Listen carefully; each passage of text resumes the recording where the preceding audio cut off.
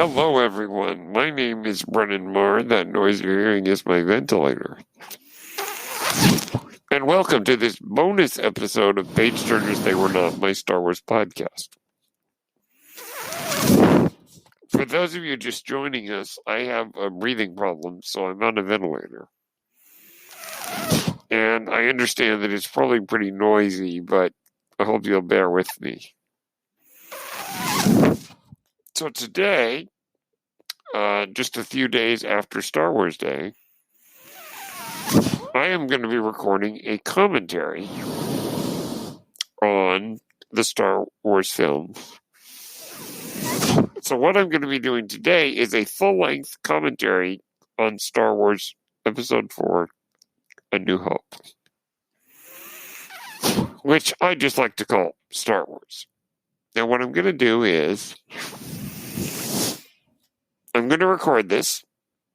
We're going to take a short break in the middle, and then I'll keep going. And so what I'm going to do is I will tell you exactly when I'm going to hit play and exactly where I paused it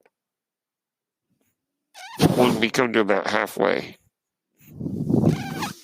So what I'm doing is I'm watching Star Wars on Disney Plus.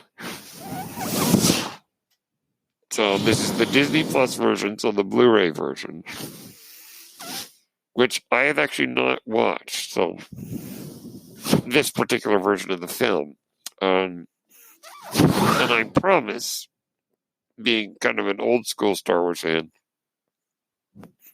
I promise not to make too much of the changes. I'll try not to make too many cracks about that. So, at the moment, I am on the screen for A New Hope, where I have not pushed play yet. So, if you bring up A New Hope, you'll see the picture with the concept art by Ralph McQuarrie in the background. So, if you're all queued up, this is an audio commentary only. So if you're on this page, we're going to press play. We're going to press play in 3, 2, 1.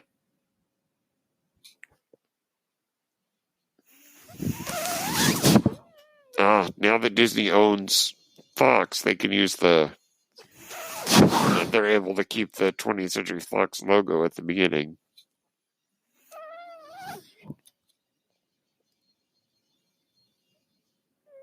Got the Lucasfilm logo. Basically, their way of saying once upon a time.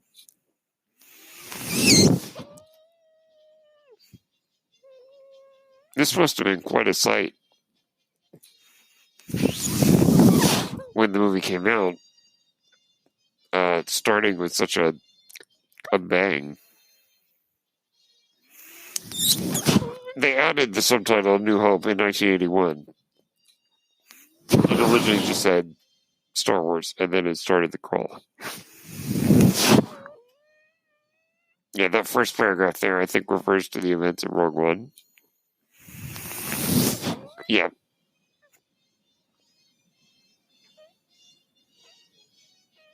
You could watch Rogue One and then watch this. I'm going to be watching the movies in order of release, not in chronological order. Because if I like doing this commentary, I might continue. The book, How Star Wars Conquered the Universe by Chris Taylor, is something I highly recommend. And one thing particularly, because it gives you the detail on what the original crawl, what the opening crawl, as written by George Lucas, said, which was kind of longer and ridiculous. Brian De Palma, the director of movies like The Untouchables, he's the one who actually wrote a new crawl, along with another guy whose name escapes me, to the opening crawl that we know and love. There we go. This is still there we go. one of the best openings of any movie. This is the hook. Like, it hooks the audience seeing this. Just the way it kept going. And the model work is so extraordinary because it doesn't look like model work.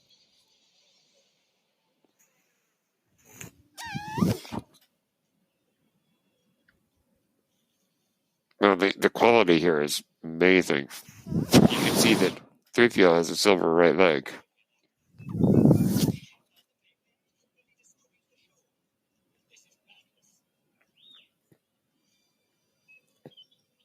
Everything's so dirty. I love it. Except, of course, the corridor itself.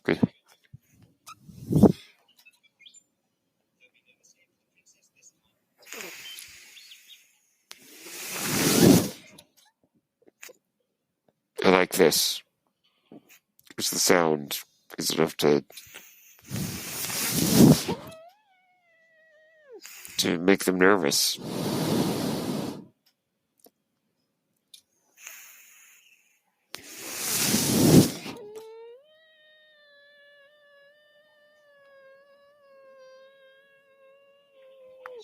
Like that.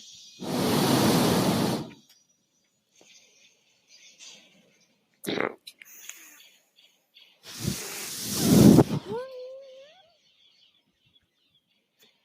One of the few times we see stormtroopers being pretty deadly.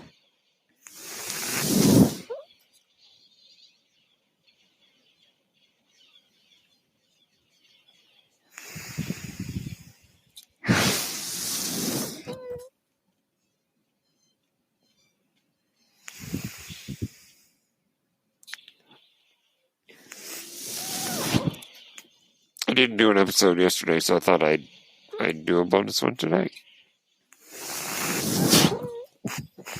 I like that.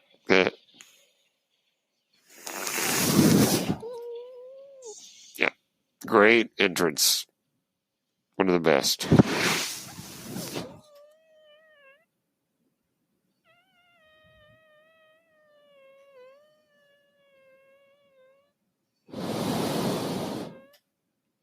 Probably a bit tired out after his slaughter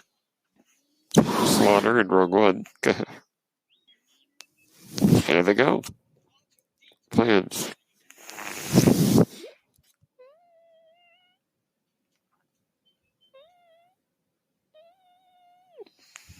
You hear the first minute latest music there. The buns.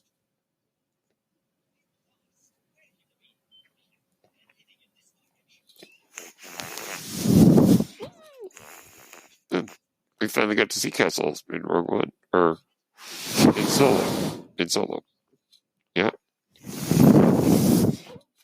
Yeah, the buns, I saw a picture. There are Mexican revolutionary women in about 1910 that wore their hair like that.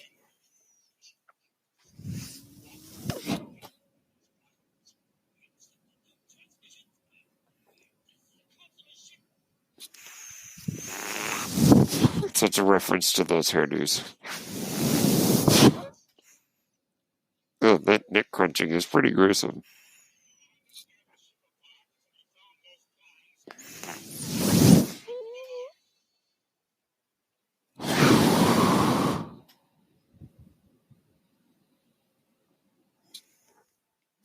The music.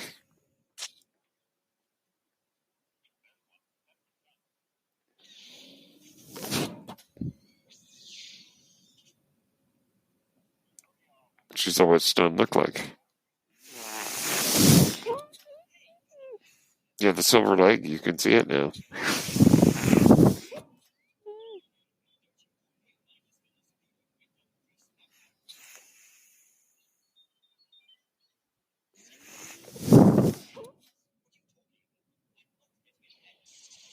The visual quality is astonishing. I've noticed a few changes already, but I'm not going to worry about them too much. Wow. Yeah, the quality here is the detail Oh my gosh. It's probably this 4K remaster. It's pretty neat. Tatooine is just so beautiful from orbit.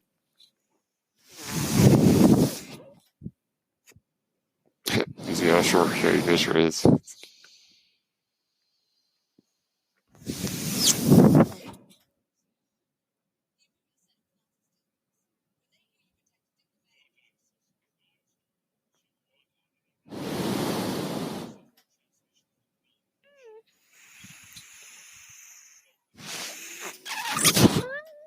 Not quite consistent with Rogue One, but yeah, close enough.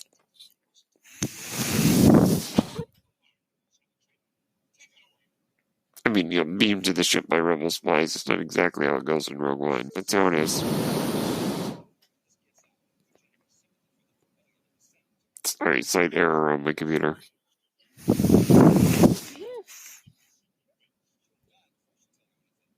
My computer freezes, then unfreezes sometimes. I like this idea that they're maneuvering within the law to try to lie to the Senate. Like, trying to make it look like this was all an accident. Because if the Senate found out, the Senate would be like, we don't like what's going on here. With what little power they have left. So, like the maneuvering that they're still trying to hold on. The Senate is still trying to hold on to what little power it has. And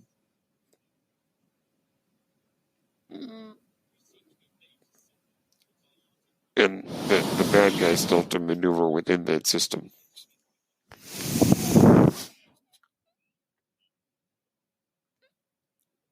I was a kid, I was confused when he said my joints are almost frozen. But the planet is hot. This is like straight out of the Hidden Fortress, if you've seen it. When they go their separate ways because they argue.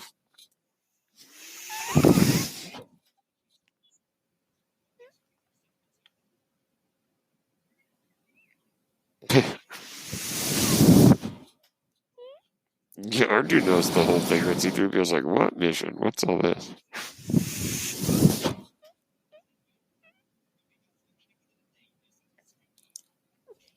Though with the knowledge in the prequels is interesting because we get we don't really know how much R2D2 knows, but it's implied that his memory was never erased. And that he actually knows a lot of what's happened, and it kind of adds some interesting layers to the story. He already knows Yoda, and he already knows Obi-Wan. He knows all these things. That he knows a lot about what's happened and what's been going on. It has this, secret mission is all figured out. But 3PO's and his mind wiped has no idea. Which is kind of cool. It's an interesting idea that R2 is kind of the narrator of the story. I think the skeleton was a prop from another movie. They got the rights to use, which I think is still there. I think. I thought I read that somewhere.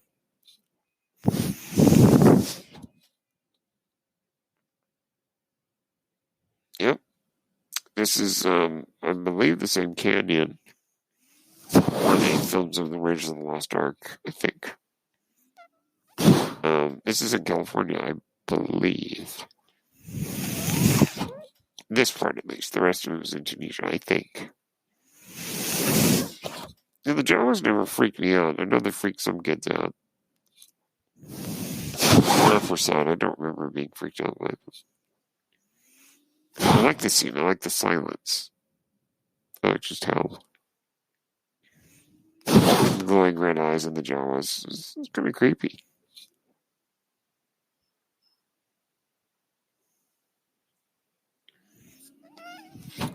When you hear them talk, they're not that creepy. This is quite a jump. Yeah, then I was like, whoa. The electricity effect, actually pretty good.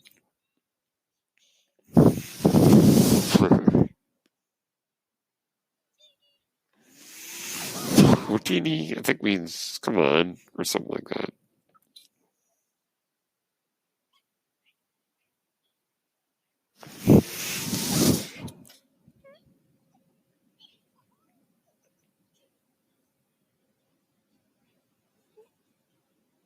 Just the way they talk is so funny.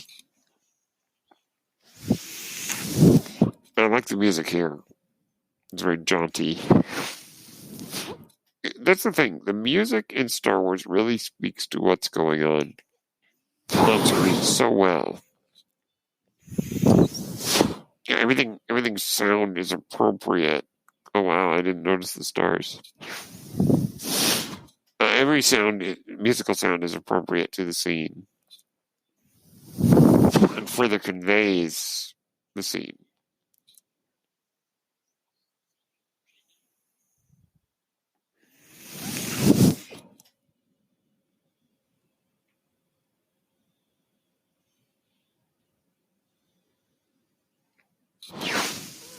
Music with the tuba, a little bit of that is very, or trombone, I'm not exactly sure, but fits the Jawas pretty well.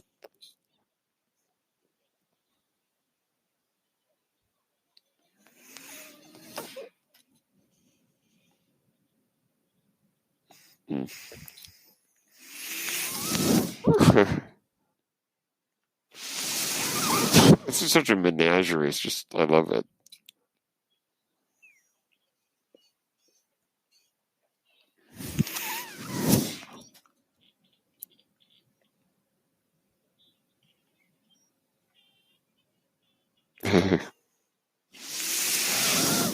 Gonk droids. We do love our gonk droids. Gonk, gonk, gonk, gonk. Yeah, I love that sound. Gonk.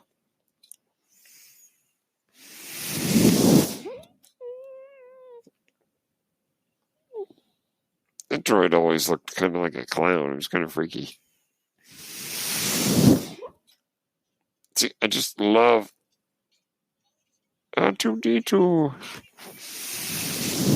Just how broken down, gritty, banged up. All of the Star Wars movies and shows of the more recent era are trying very much to be gritty and down to earth. Those are gritty, beat up, kind of like the original movies. Which, I think I understand why the prequels are not, and I think it's because that was a golden age. Whereas when the Empire took over, everything kind of went into a dark age, kind of, and everything since those golden years of the old Republic, of the Republic, we stopped. I don't remember him saying that. But regardless, everything has been like a dark age since the Empire took over.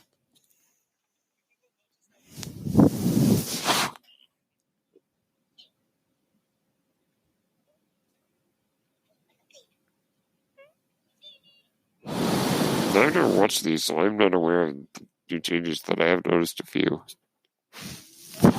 And I don't know if they were for the Blu-ray or if George modified them yet again for the like when they were going to be in the theaters in 3D, but it never happened because then Disney bought Lucasfilm and so on and so forth. So I don't know. He likes to tinker, but now that he's out of the picture, he can't really do it as much. There we go. Yep. There's Luke. Coming at Maru.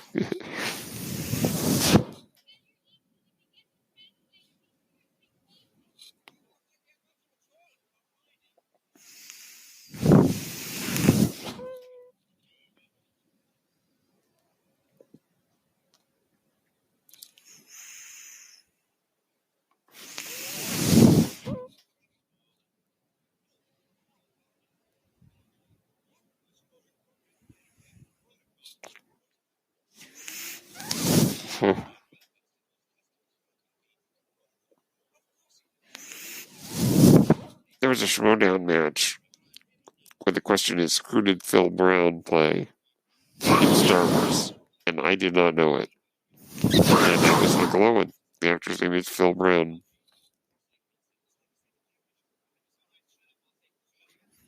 I'm like, Uncle Owen, he's like, shut up. Yeah.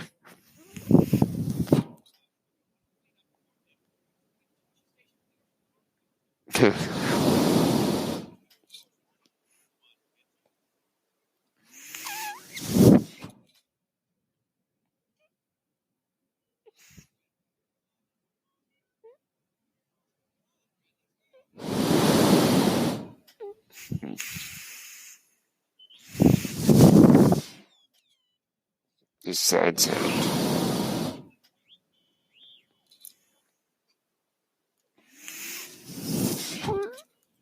Right.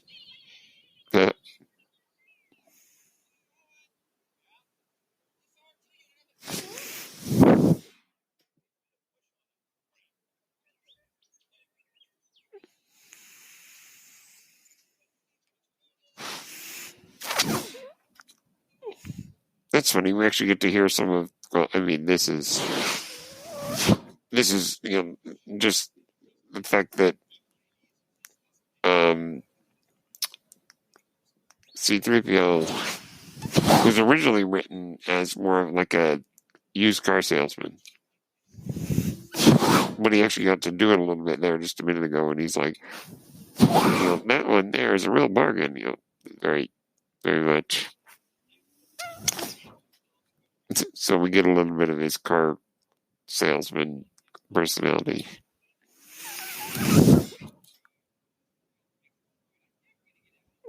I just love the detail in this coffee.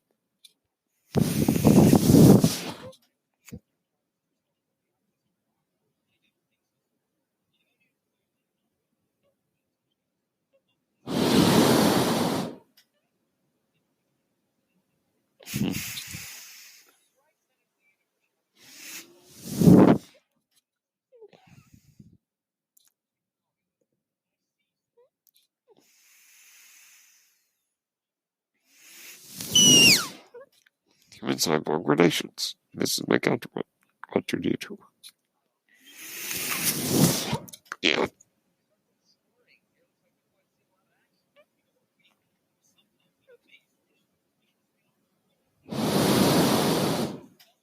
That got him pretty excited.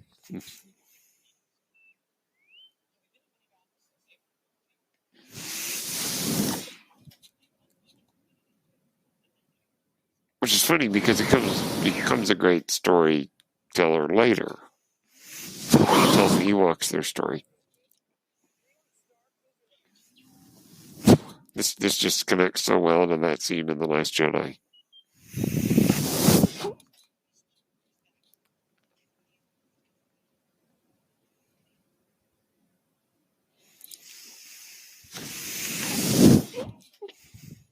Yeah. This effect is still pretty neat that they're able to do this even back then.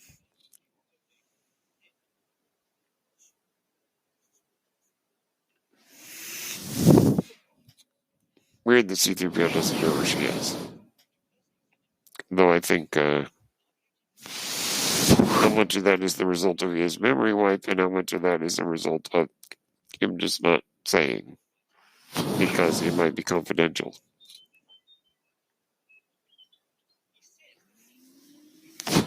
Obi-Wan Kenobi. R2 claims to be the property of Obi-Wan. How strange.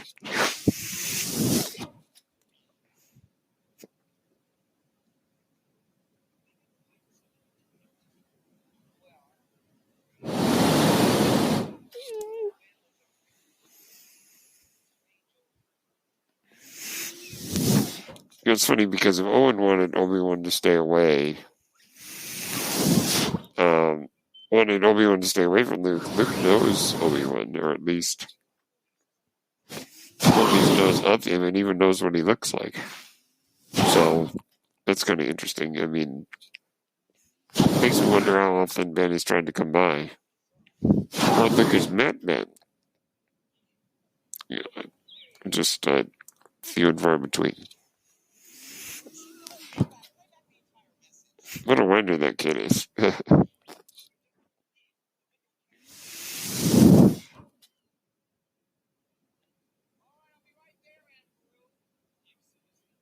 You should hear Maud Garrett's impression of that.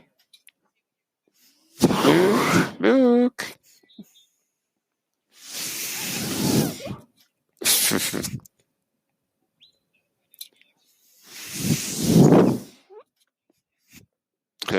Boy, I tell you.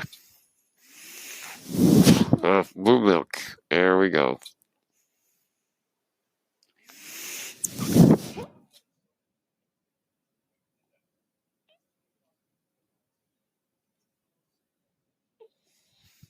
And the looks there. Yeah.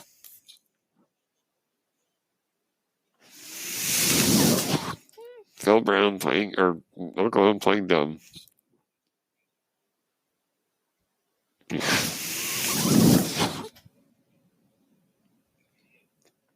The old archetype of the crazy old man is actually right. You know, he's not crazy.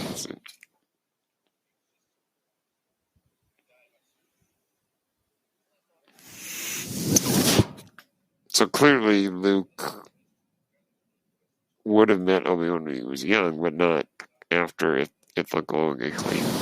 But Obi-Wan died at the same time as Anakin.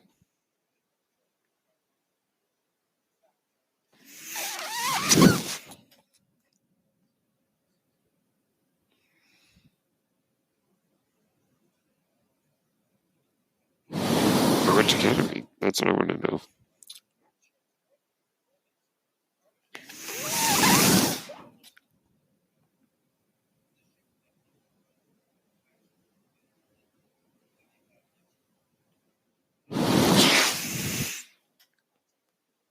It's like the kid trying to go to college.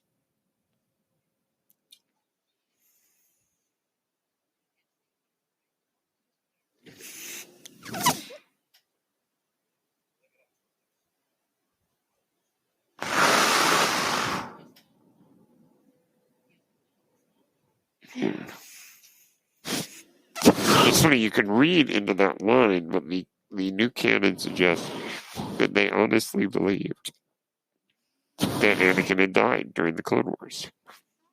So I think he was more afraid that that Luke would want to be an adventurer like his father. Anakin, that they knew. There we go. Double sunset. So beautiful and so well used in the sequel trilogy. Yeah, the image of the suns is pretty cool. And I don't know how they did that, but not neat.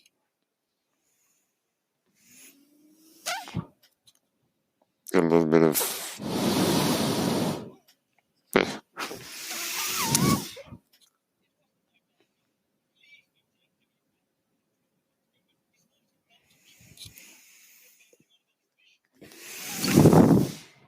yeah.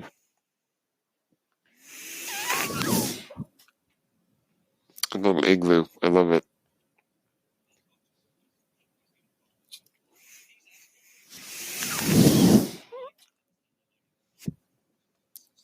And the basically a light bulb.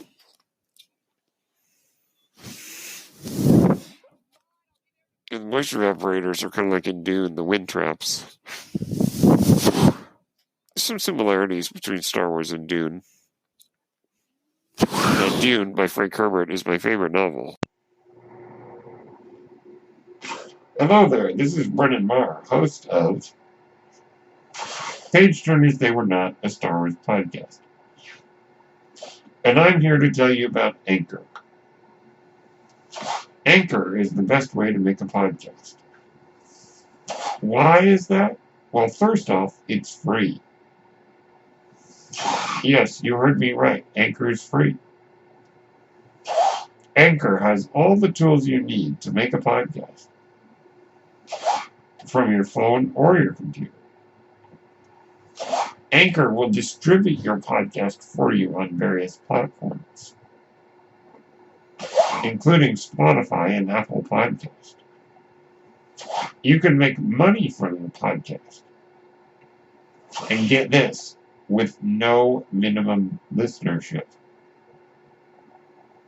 That means you can make money even if no one listens to your podcast.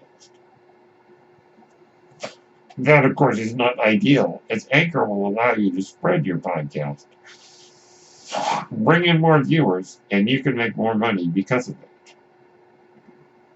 it. Everything you need to make a podcast is in one place on Anchor.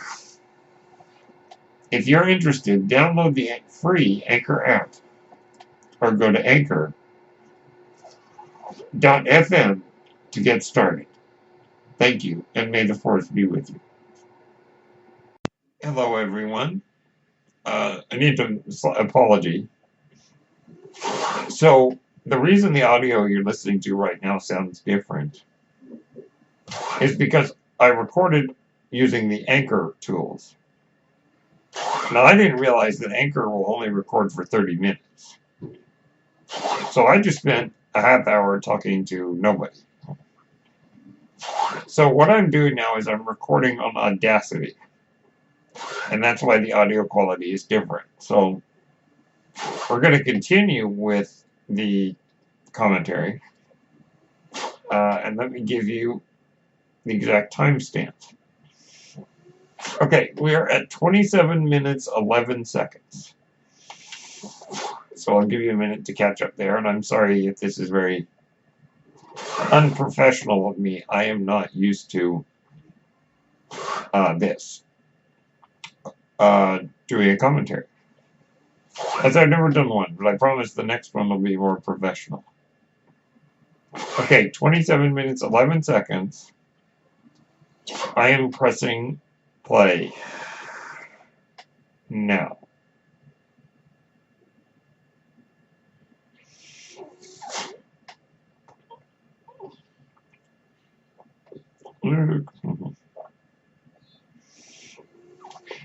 Oh, I'm just chewing on a mint. Sorry about that. I do like this kitchen. I almost look like corn she was putting in that container.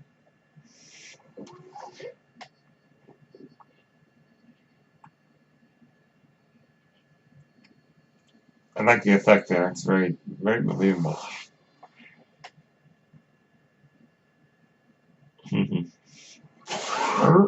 The way they talk, it's brilliant. Banthas. I do love our banthas.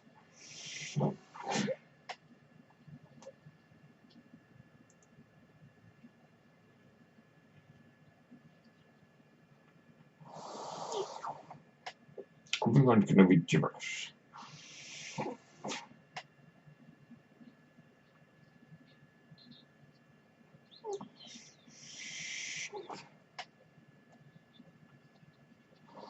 I just love how R2 conveys so much personality with, just these beeps and boops and the way he moves. I just think that between Chewbacca and R2, the idea of Star Wars characters that say nothing that we can understand, yet we understand everything.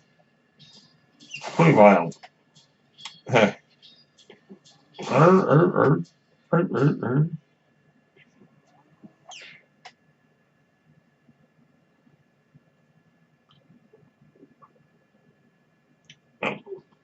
Here's our R2. I guess they didn't want to kill Luke.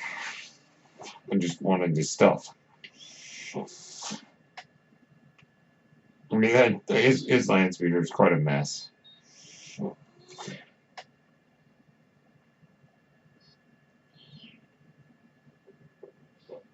Almost look like petroglyphs. That is the weirdest sound.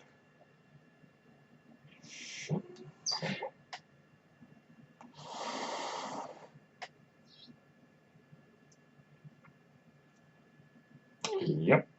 Introduction of probably my favorite character in this film.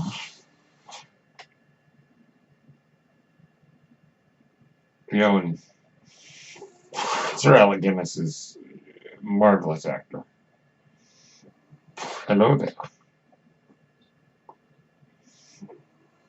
Everything he says is quotable. I mean, Star Wars is full of so many quotable lines. The whole saga is full of them.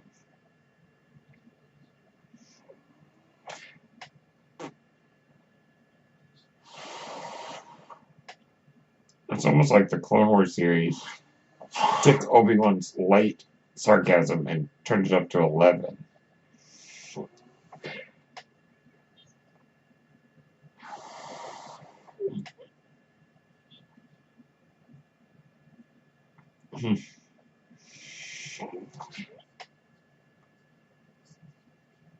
He's a devoted droid for sure.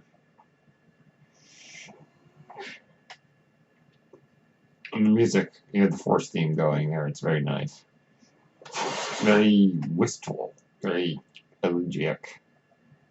Sense of elegy.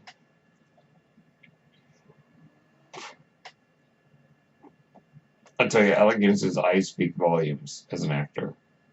Because he's a very understated actor. He plays it down, but there's a lot you can read in that face of his. Especially those eyes.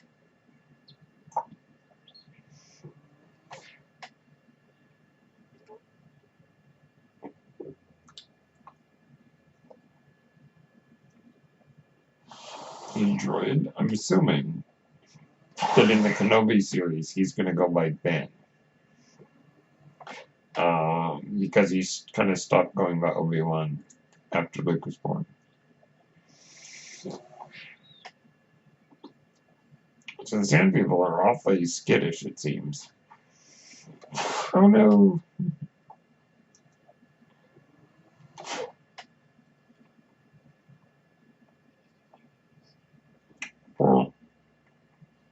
Poor 3PO.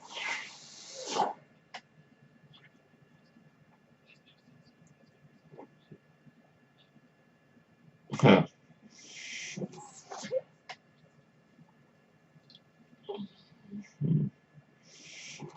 Obi-Wan's little house. You see the DNC in the back. That's a great scene.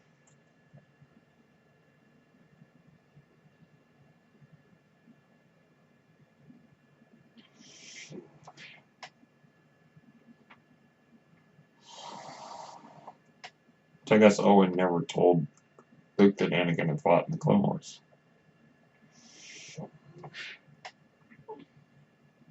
Cunning warrior.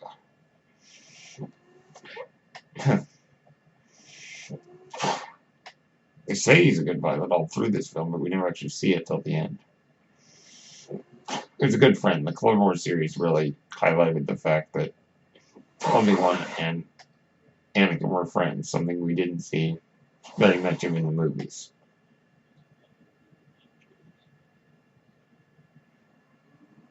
All it would take is a pretty simple story to fill in some of these missing parts of the story.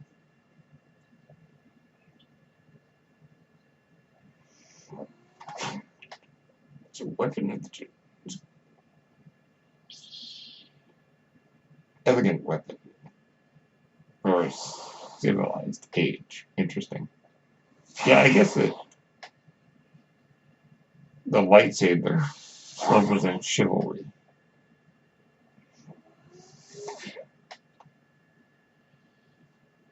Yet again, so much you can read in his expression.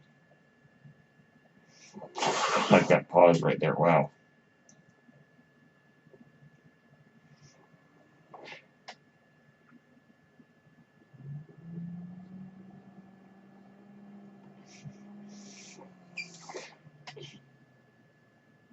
In 1,000 generations, that's like 25,000 years.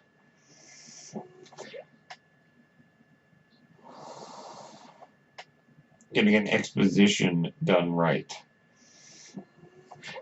Obi-Wan explaining the Force is exposition is dialogue that conveys what the audience needs to know.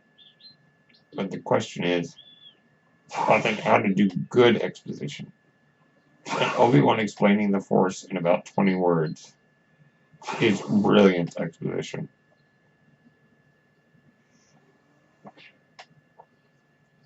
Yet again, the Clone Wars explains Obi-Wan helping Senator Organa.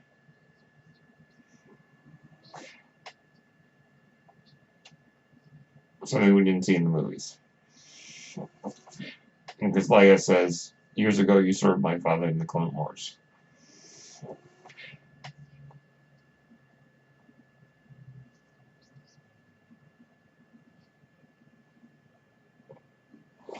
Oh yeah.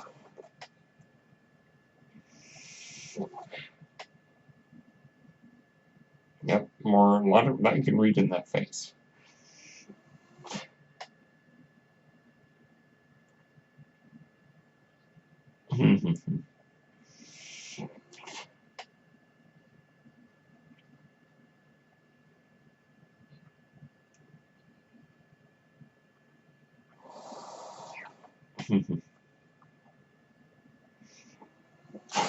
In a lot of the hero's journey, the hero will often reject the call to adventure. And then something will propel him to accept the adventure.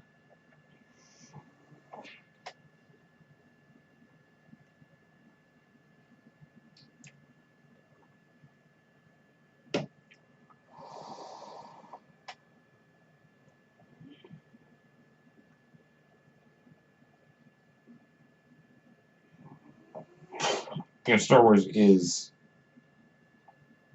just do what you feel is, right? Star Wars is a fairy tale that follows a lot of the beats of a fairy tale or a standard myth.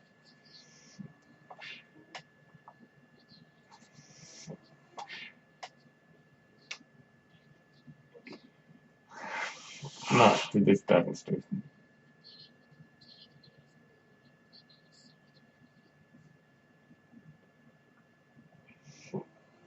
Yeah.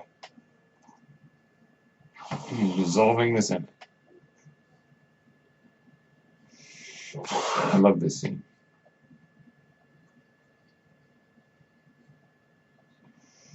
Hold control over the territory.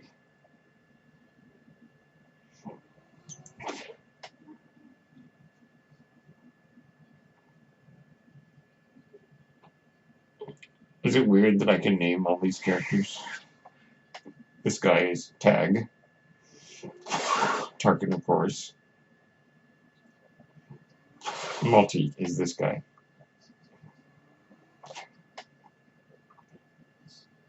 I just love the way he sneers. It's almost like General Hux was borrowing his style from this guy.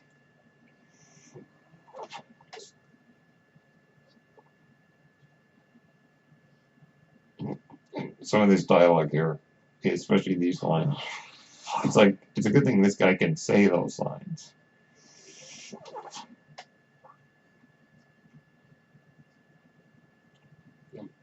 That's really our first time that we get to see the Force being used. At least where we know that is the Force.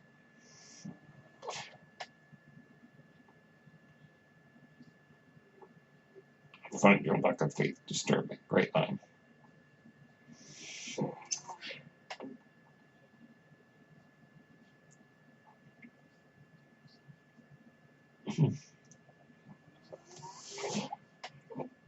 The guy who plays Tarkin, Peter Cushing, great actor. Starred in a lot of cheesy films, but he always brought a level of class. Yeah.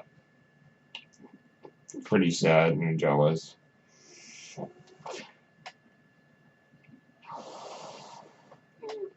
Seems that Obi-Wan knows the Sand People pretty well.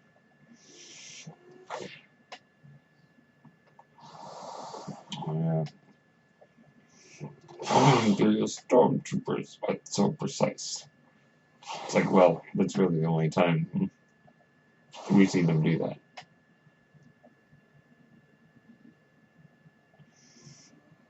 It's the only time robots is said in Star Wars. And I'm aware of. Yet again, the hero might reject the call, but then events will propel them to accept the call, which is what we're seeing here. Star Wars is archetypal in so many ways. And this is Star Wars also at its most gruesome in this sequence.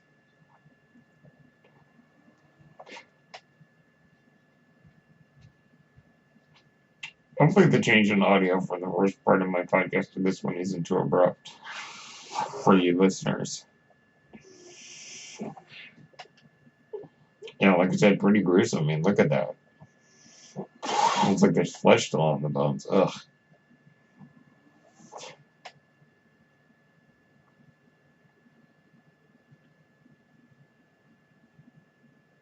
Yeah. There we go.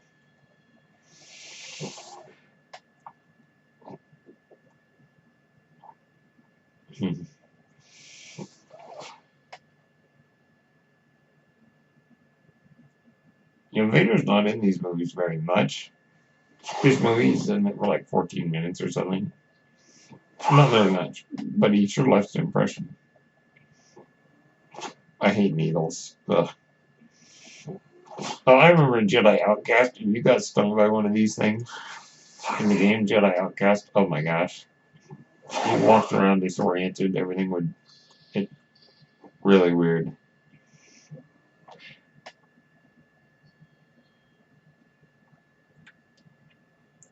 Yeah, it comes back.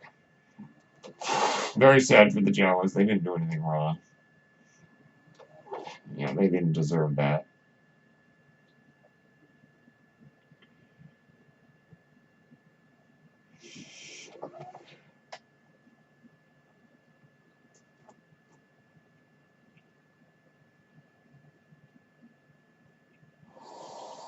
That hood looks awful good on him.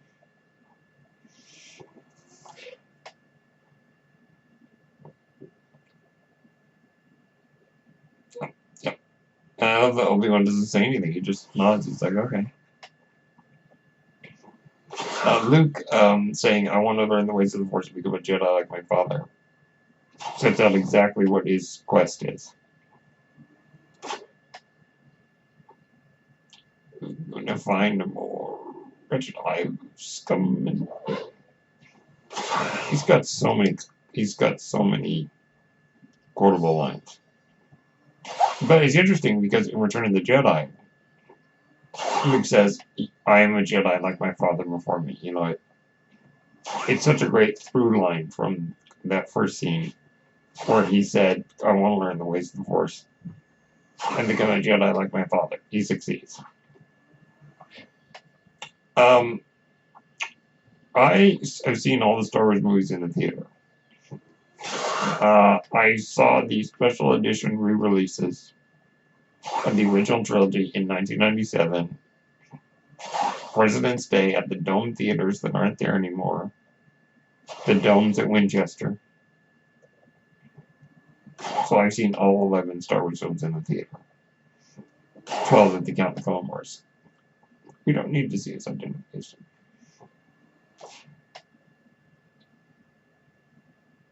Jedi mind trick.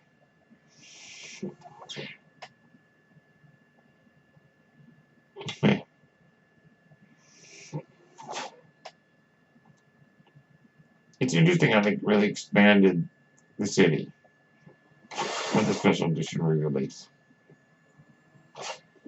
Which I think makes sense considering Obi-Wan says some of the best star pilots can be found in Mos Eisley.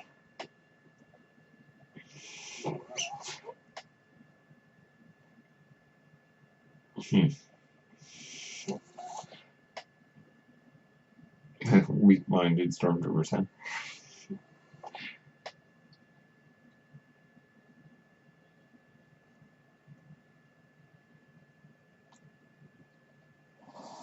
Hmm. Yeah, Luke claims he's ready for anything. Yeah, right.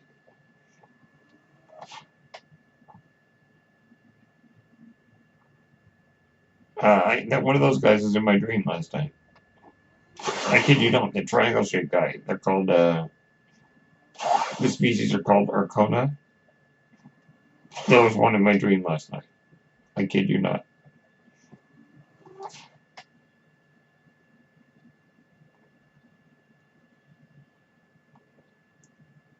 What's a Western without a good bar scene and bar fight?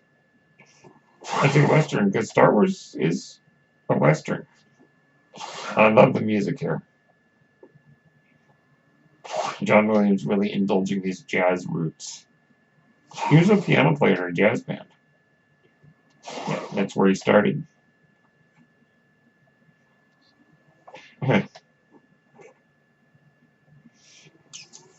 Interesting bar patrons.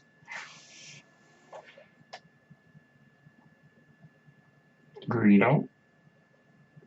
The way the light was shining on his eyes. I love that.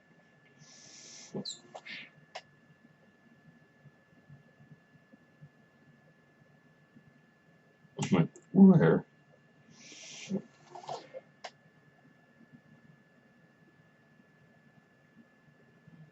Oh boy. The thing looks like a severed arm. It's disgusting. Oh, an Ithorian. I love Ithorians. Chewy. Ah, yes. Ponda Baba. He doesn't like you. These guys were just on Jeddah. In Rogue One.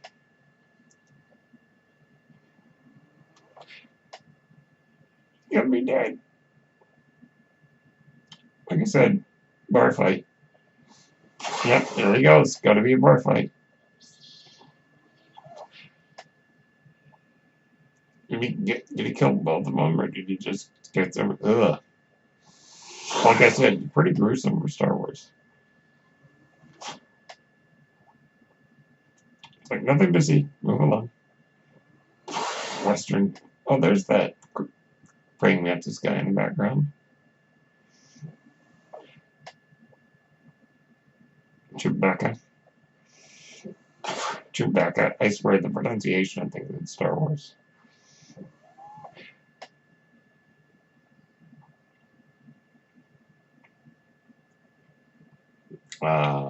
More jazz-inspired music from Figrin to Anne and the Modal Nodes. Yes, I know the name of the band. Here we go. His outfit is almost like, just like Gary Cooper's outfit in High Noon. Gary Cooper plays a marshal of a small town. His outfit is a lot like that. Now you notice Han says that the Millennium Falcon ran the Kessel Run in 12 parsecs. He didn't say he did.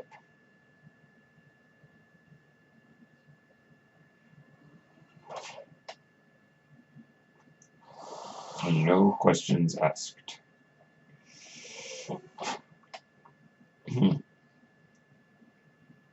Imperial intelligence. Sounds like, pay me more and I'll do better. It's basically saying you pay me more money and I'd be a better pilot. Okay.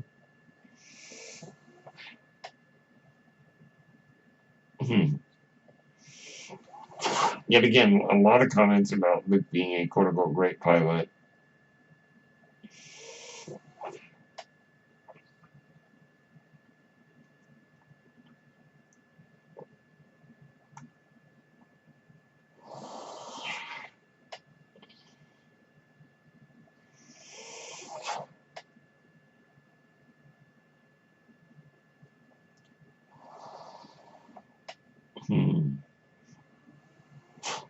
Now I wonder, when the stormtroopers come around the bar, is Obi-Wan doing some kind of force concealment? Or did they slip out that easily?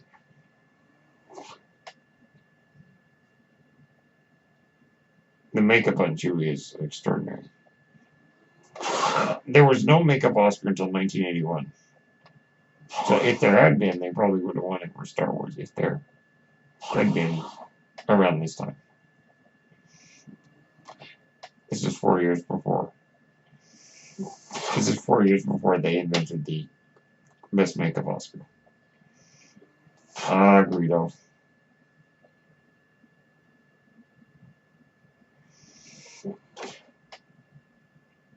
Does he have the money, or is he just saying, I'm going to get paid the money?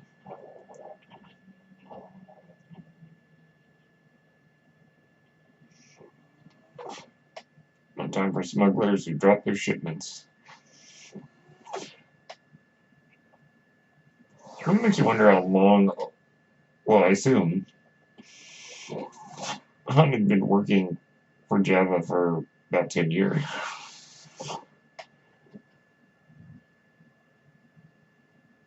McClunky. Yeah. Yep. Good shootout in a bar. Oh, that sizzling noise.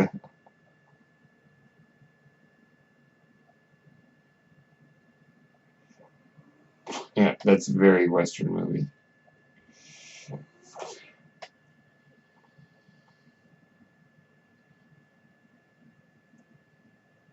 And the quality on this transfer is brilliant.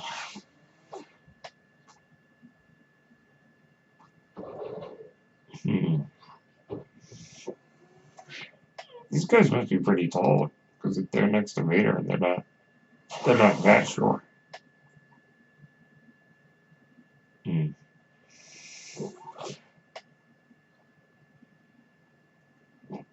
stormtroopers are pretty dumb if they're like, oh, it's locked, let's go on. Yeah.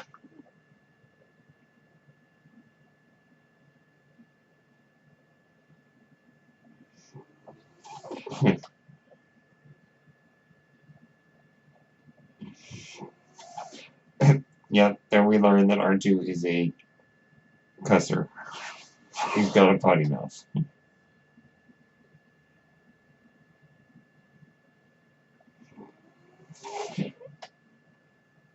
And Gisela's Peter. Well,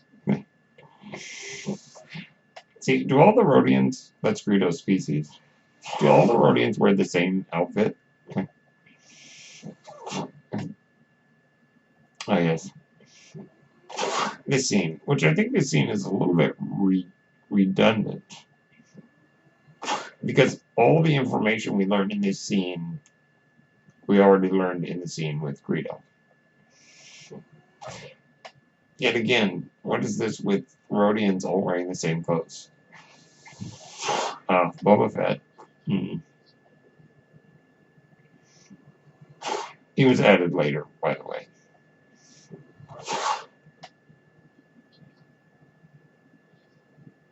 Boba Fett wasn't created until the year after this.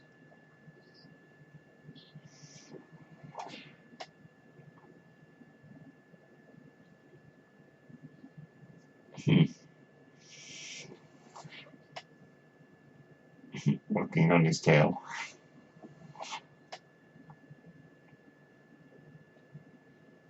I mean, you could take Han, you could stick a sheriff badge on that outfit, and he would look straight out of a Western.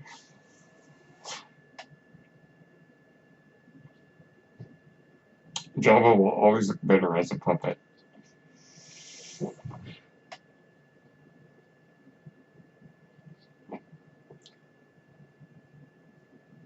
Calling him a human being is a big insult, I'm sure. Yep, or Boba Fett, just to be there.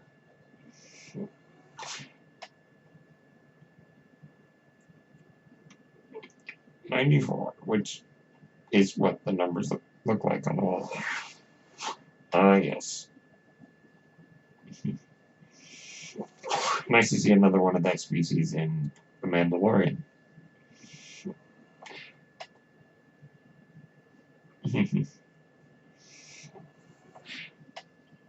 piece of junk.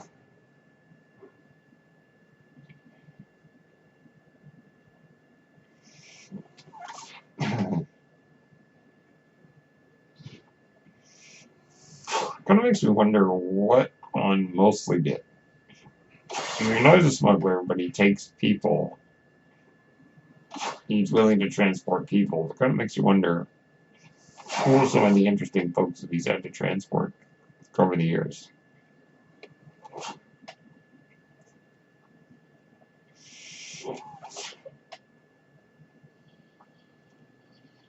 Because Han's really indifferent to droids.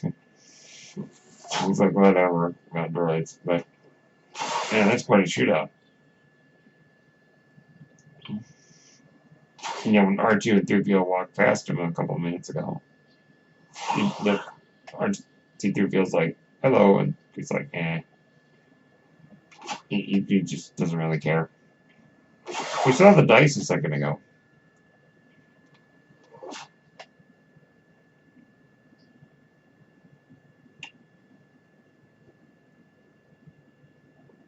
Oh, 2 Imperial cruisers.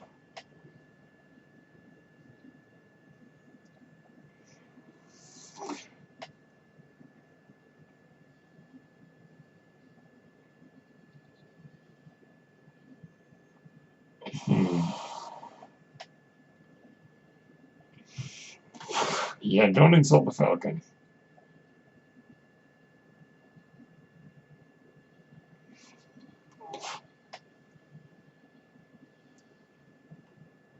Yeah.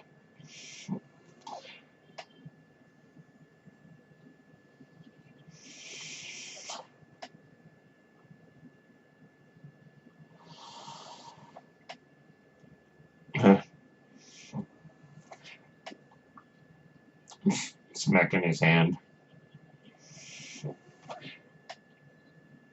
Yep, and here we see it for the first time. Yay! It'd be interesting to see the Death Star go through hyperspace. We know it has a hyperdrive, but that's about it.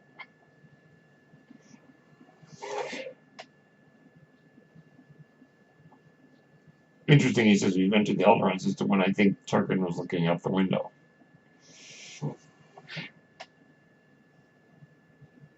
Notice her British accent. She's American.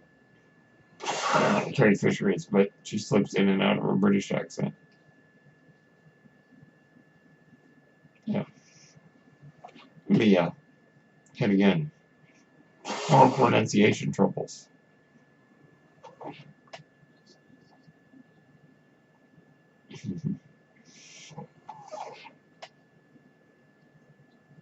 Yeah, British accent.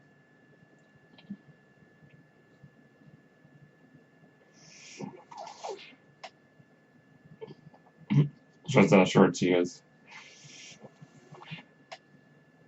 Looks like Peter Cushing isn't that. It's pretty tall. It's pretty tall. There we go.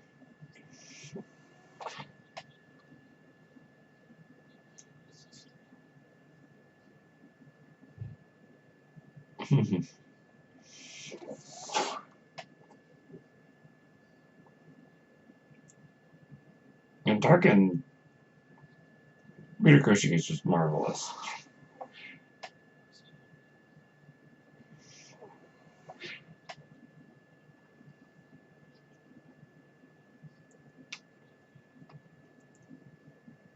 Vader's more of a pawn in this. Vader's more of a pawn to Tarkin in this than the Emperor's right hand. Or at least he lets Tarkin boss him around. Kyber crystals power the laser. Same thing that powered Jedha's lightsaber. That's why the Emperor wanted the Empire. Wanted all the Kyber on Jedha. In Rogue One.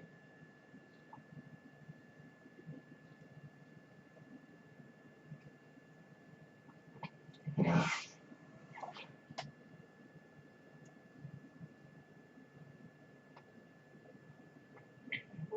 Everyone is very bothered.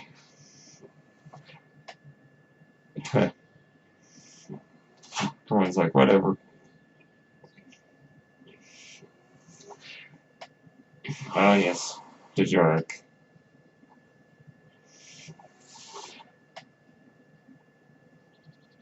I like that we saw a bit of this later in the sequel trilogy.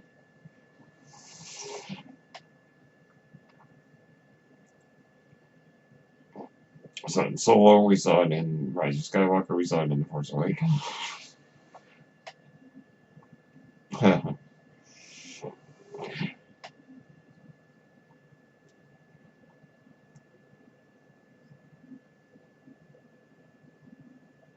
The art is behind his head. Very nice.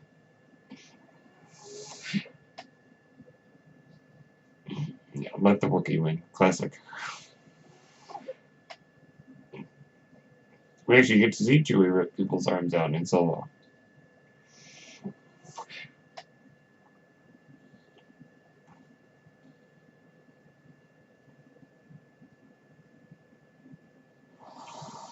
Han's like, watch him. There he goes. He's like, I'm not listening to any of this crap.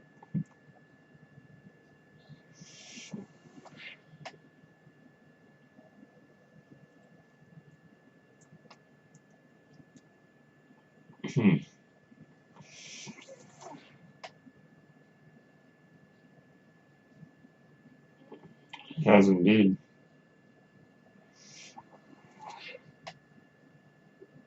Oh, you know what? That's something I never did at Disneyland, the Galaxy's Edge. I was there. I wanted to go in where they have a mock-up of this room, including the chess table, the Dejarik table. Next time I go to the Galaxy's Edge, I'm going in there to get a picture. Notice that in Attack of the Clones, the Jedi younglings, the little kids, are practicing blocking the remotes with the blast shield down. With their own lightsabers, which is probably they're not actual full lightsabers that the younglings use. They're like training sabers that probably are designed not to be dangerous. Unlike this one, which is a fully fledged lightsaber.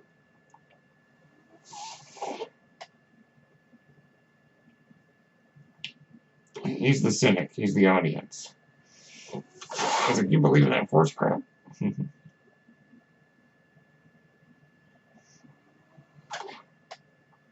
So it's interesting that Obi-Wan's having Luke do a very rudimentary practice.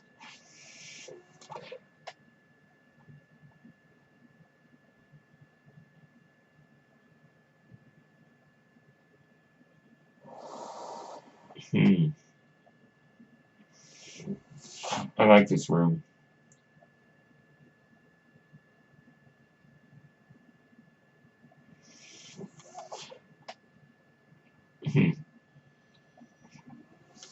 So she was able to resist that mind probe pretty well. I'll bet you anything it was because of her force sensitivity. Which I don't know if she realized she had. Until many years later. Or at least until she discovered she was Luke's sister. Though we do see her do it a bit in The Empire Strikes Back.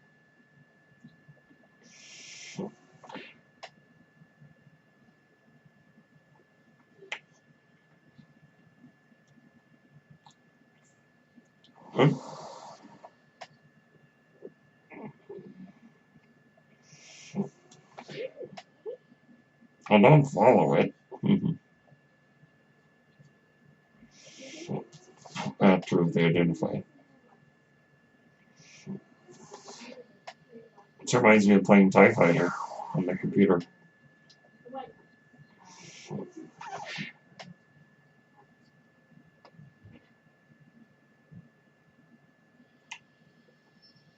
Like, don't you think it might be a trap? If that one Akbar over here, you'd be like, that's a trap. Oh, there we go. It's a trap. Yeah, not the classic line. That's no moon. It's a space station. That's no moon. Used for a lot of jokes. But regardless, if Admiral Akbar were with them, and they had been flying after that TIE fighter, he probably would have said it's a trap, because it is a trap. Tractor beam.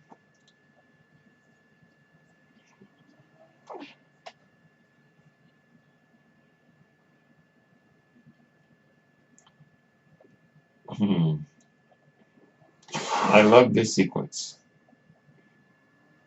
especially the music.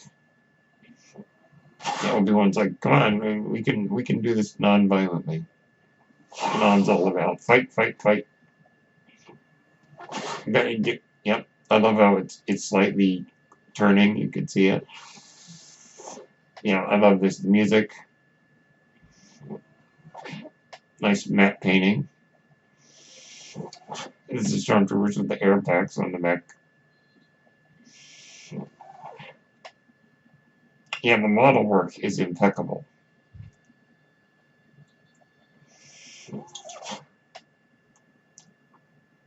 I mean, it's model work that's just so believable.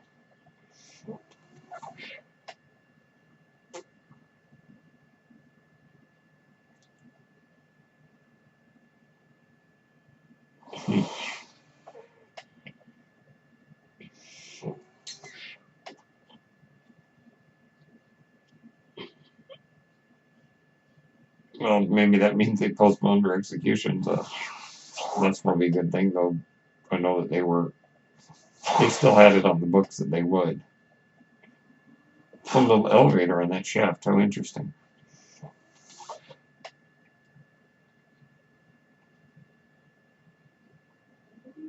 I love the Imperial uniforms.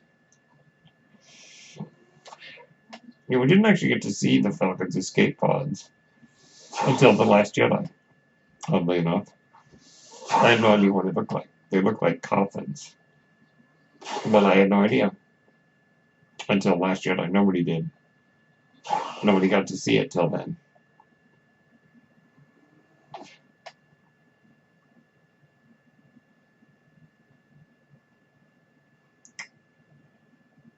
I guess they weren't able to do any detectors or use their sensors to determine if anybody was hiding. But then again, maybe the compartments were designed to scramble or shield them, or rather cloak them from scanning.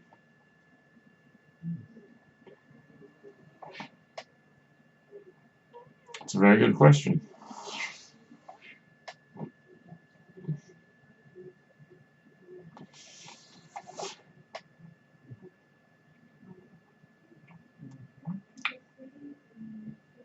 Technician outfits.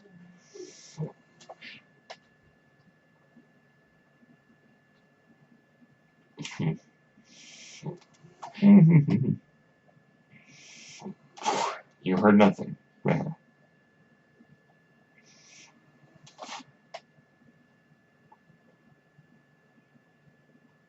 sounds like Han Solo was talking to him.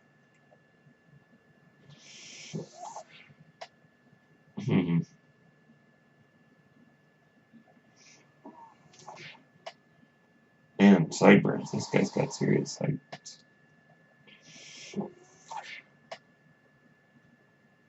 Yeah, I mean, Star Wars doesn't look that dated, but some of the hair, maybe a little, especially the sideburns on these guys.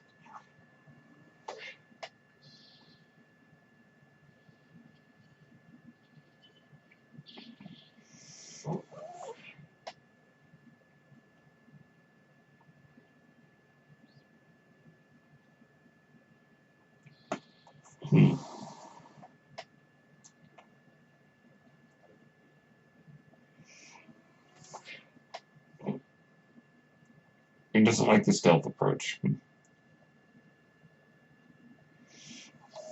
The Obi-Wan knows droids pretty well, though we know that in prequels he doesn't have a high opinion of them.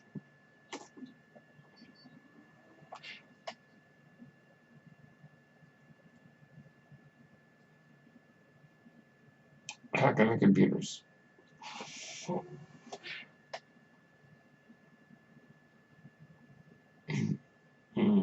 Interesting. I think that Obi-Wan knows what's going to happen.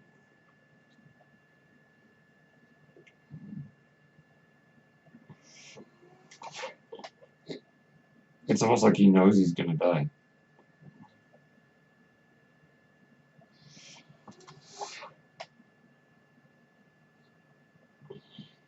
Always. It's almost like he knows that this is the end for him.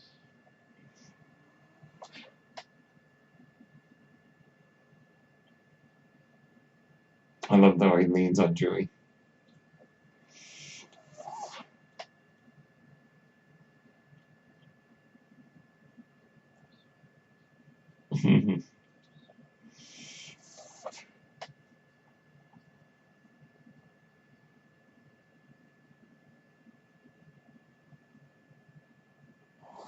More pronunciation trouble. Yeah, I guess I should have told Han what was up.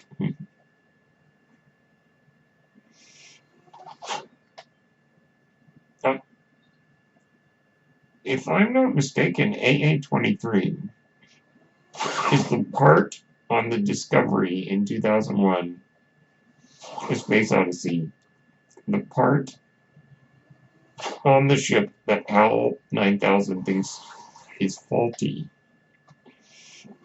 I believe it's called AA-23. It's a little reference. Better her than me. Oh, how nice. Yeah, good thinking on this, right? I love that she's rich.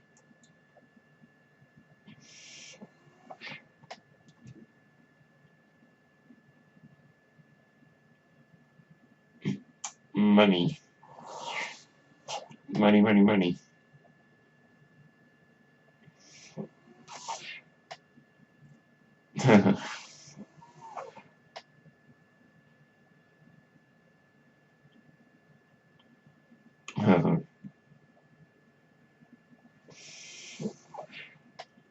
She was like, no.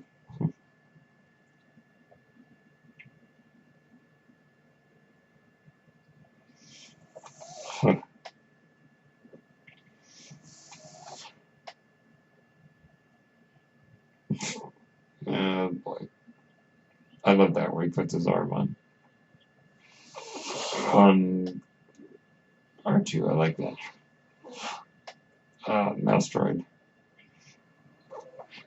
I have no idea why that scene's in there, but I love that he looks at Luke like, I felt like doing it.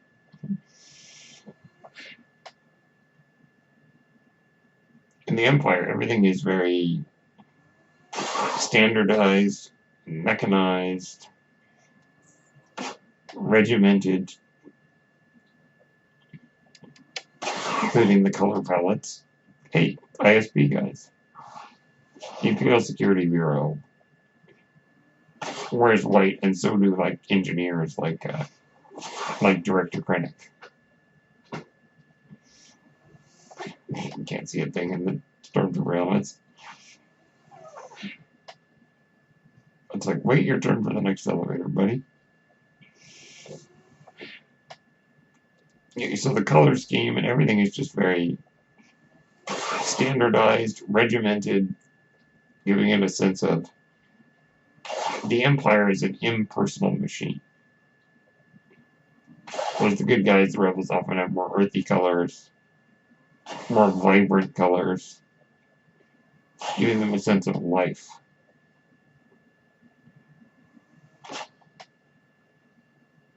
Mark Hamill's short, and Harrison Ford is not.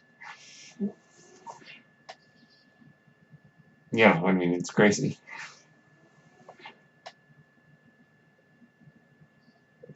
Thing. 1138. There we go. 1138 is a reference to THX 1138.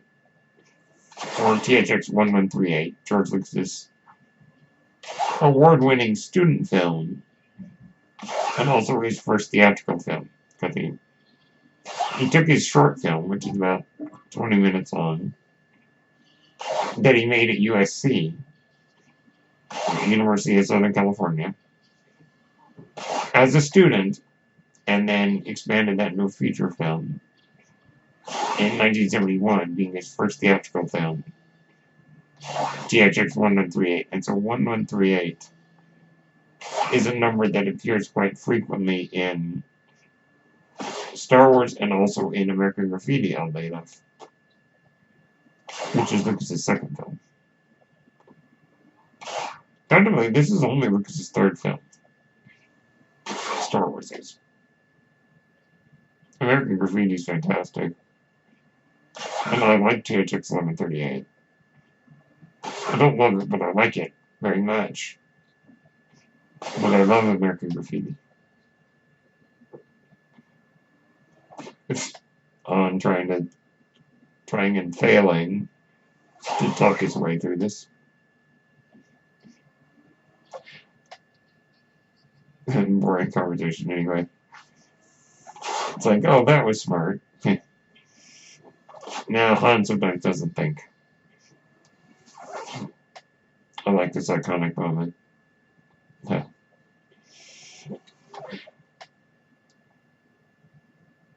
This is the first time we hear his full name.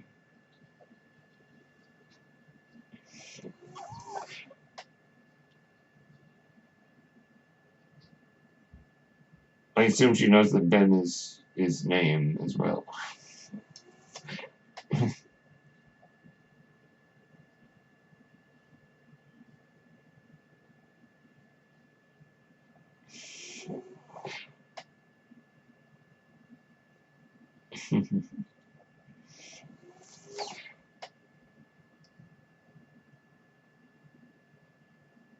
I actually like that line quite a bit.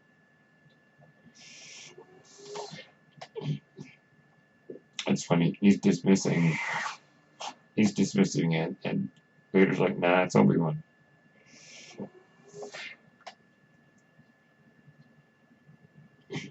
Yeah, it's almost like Vader even knows that Obi-Wan has come to die. Now you notice with the accent that Vader uses, that James Earl Jones uses, is it's slightly British phrasing, or slightly British sounding, but it's American. It's clearly American. So I think he's going for kind of a classically trained New England upper class American accent. I think that's what he's going for.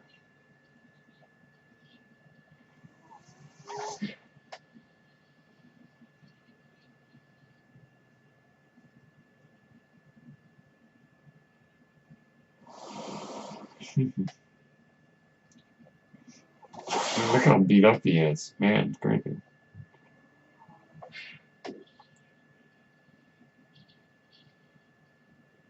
No other way out. That's crazy. I guess designed not to let the prisoners escape. He's the brain, sweetheart. I think this Star Wars movie has more swearing than any other Star Wars movie. And that's not a lot. You know, hell, damn, you know, that's about it. A couple of times each. I don't care what you smell. Oh, that's a great line.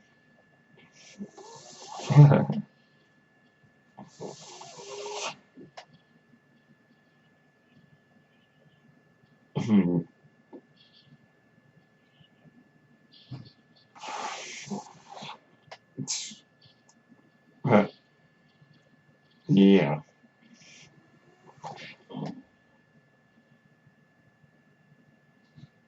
That's going to be so disgusting in there.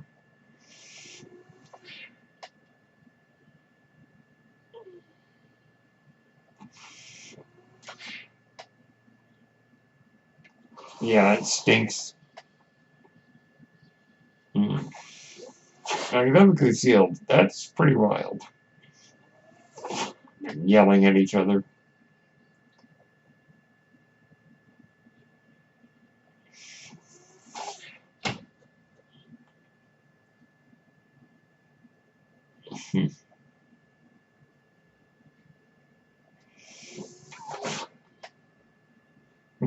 It's something alive in here, something you never want to hear.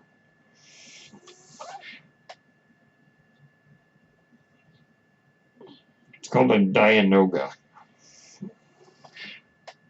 You had to face off with a couple of these in Shadows of the Empire. If you remember that N64 game. I hate Dianogas. Yuck.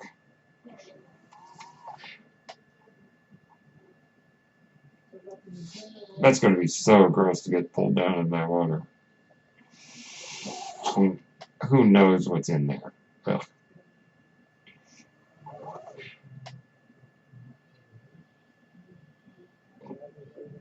How did all this stuff get in there?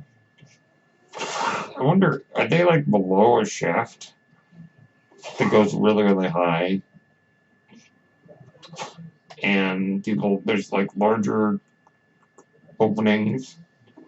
Or people can just throw big pieces of metal and whatever down it. I'm assuming that's how it works. I mean, that water, oh, that is so nasty.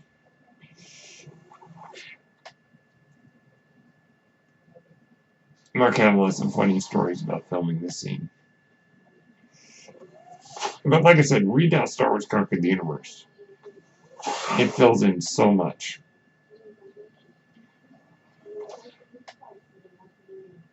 Ugh.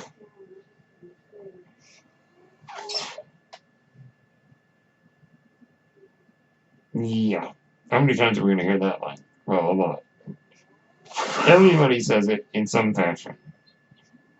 I think even BB-8 beeps it. I have a bad feeling about this. In The Last Jedi. So every Star Wars movie has had that line or some permutation of it.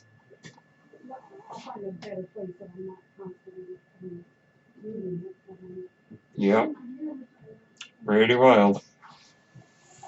I mean, that's just... Ugh. It's nasty just to think about. Now I'm wondering, what does the Garbage Smasher do? Like, what is its purpose? Why do they need to smash the garbage? When the guy hit his head on the doorway. Yeah, it's funny because they added that loud noise and later releases a dunk and clunk as he hits his head on the door frame.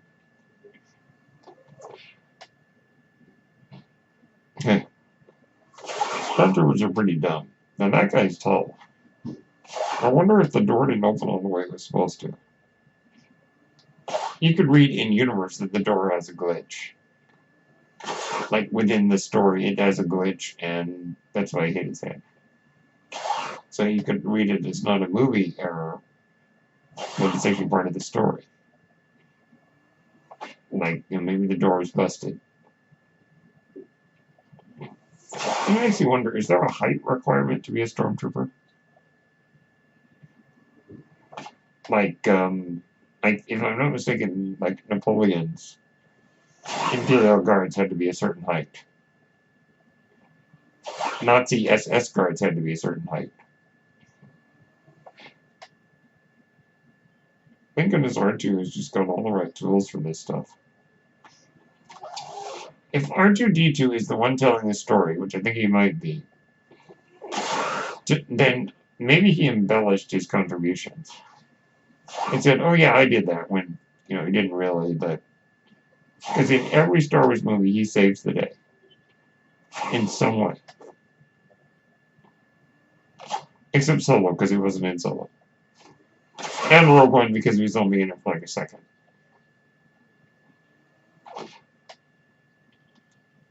Shut up and listen to me.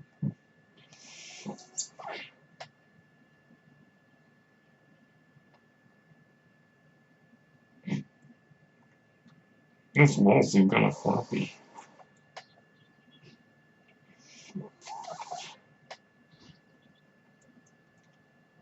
I mean, Archie's got all the right tools. It's crazy.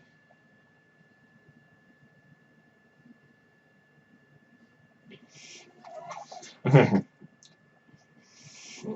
not dying, Archie.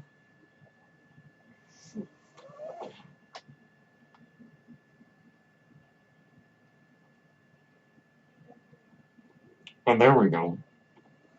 Well, this is kind of what you might call in the story Belly of the Beast. You know the story of Jonah in the Bible where God told Jonah to go to Nineveh. Jonah didn't want to. So he ran away and eventually ended up swallowed by the fish. Or whale, whatever it is. And when he was in the whale, he became a changed man. He learned his lesson, and then when he emerged, he was a different man. And went to Nineveh as God commanded him to, and fulfilled his duty. So the idea in the hero's journey of characters, they go in, and then when they come out, they're different. The fact that if you notice that they have a slightly better relationship after they emerge in the garbage compactor, or after this scene at least. So the garbage smasher and this scene, once they emerge, they're different and they get along better.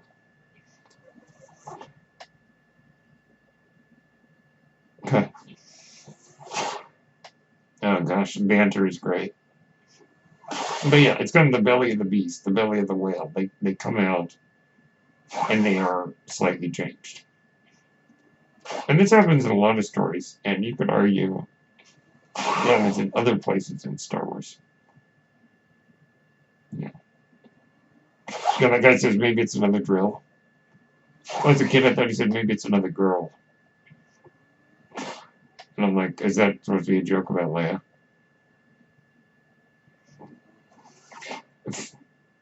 They must have bad peripheral vision. Hooray for Obi-Wan.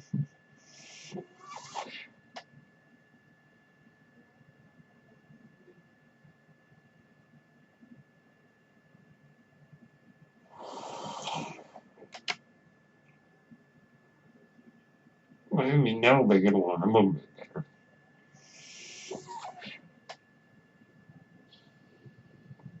I love this moment.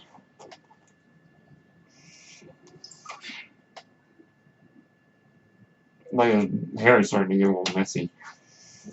And I love this moment. You know, it's like, oops, man.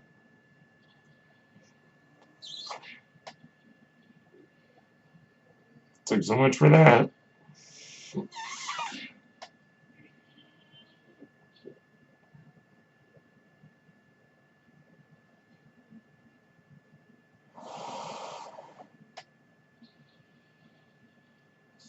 They had a pretty good job, but they missed. It's like, note to self, in the future, don't blast the controls.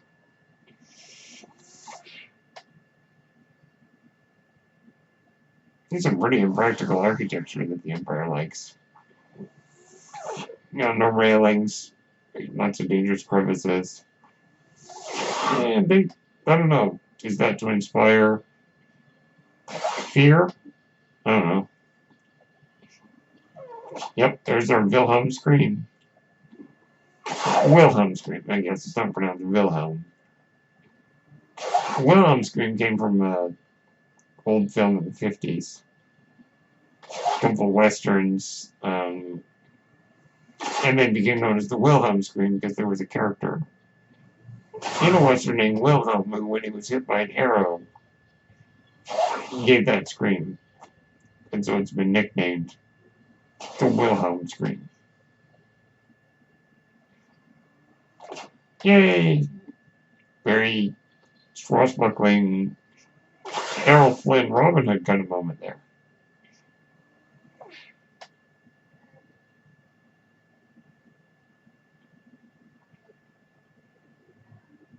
Obi-Wan's lightsaber.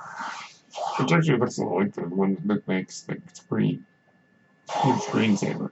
Looks a lot like Obi-Wan's.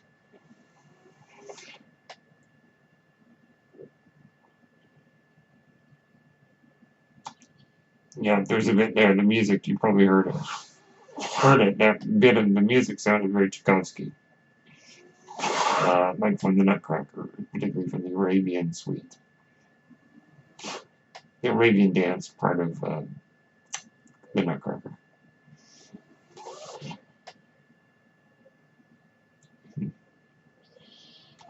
This is kind of what they knew would happen.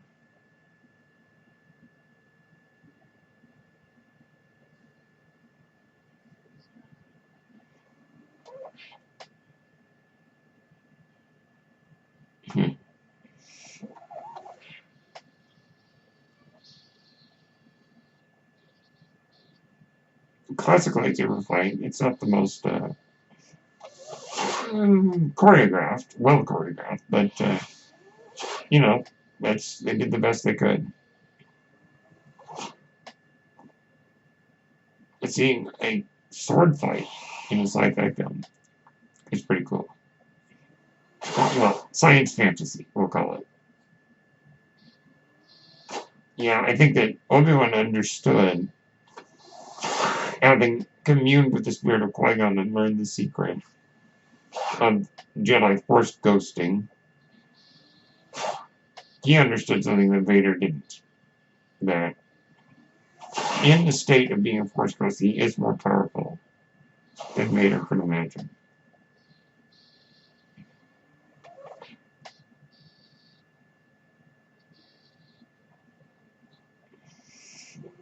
Obi-Wan's a very simple guy when it comes to his lightsaber moves.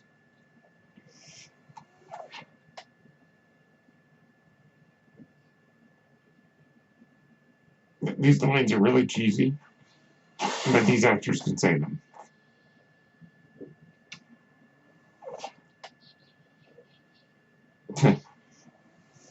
Funny that the Stormtroopers are like, hey, let's go watch. Yeah, I think they know not to meddle in the affairs of Jedi and Sith.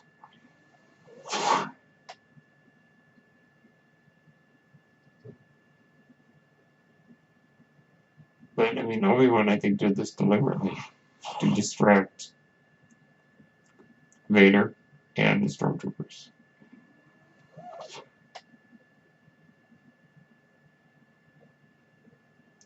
Question. Did Anakin kill Obi-Wan? Or did Vader kill Obi-Wan? Or did Obi-Wan voluntarily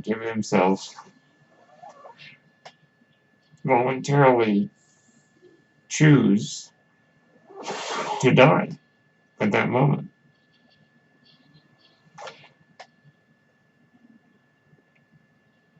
Did he voluntarily choose to surrender himself to the Force so that Anakin would not be the one to kill him? An interesting discussion to be had. What we saw with Vader kicking Obi-Wan's cloak, that Anakin / Vader didn't understand Force ghosting at that point. He didn't really know it. Though a hint was planted by Yoda in the last episode of Season 6 of the Clone Wars. Yeah, you should definitely watch the Clone Wars series, because it really explains a lot of things.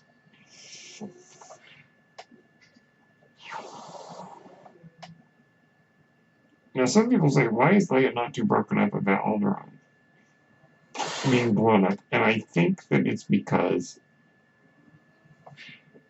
she is, as someone having to deal with this, as both the politician and in the rebellion, I think she knows how to process grief in a way that's maybe different from other people.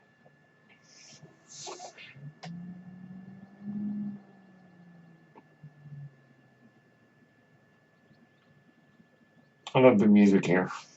I love the music. I mean, let's face it. Da, da, da, da, da, da, da, da.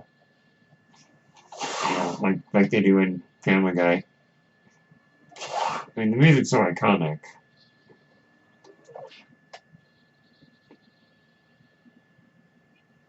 I love the sound the TIE Fighters make. Maud Garrett makes a great impression of TIE fighters. Ah!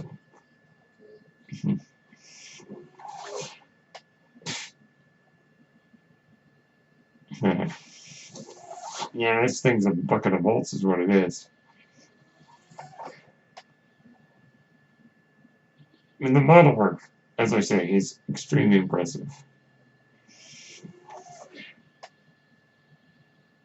As is early blue screen.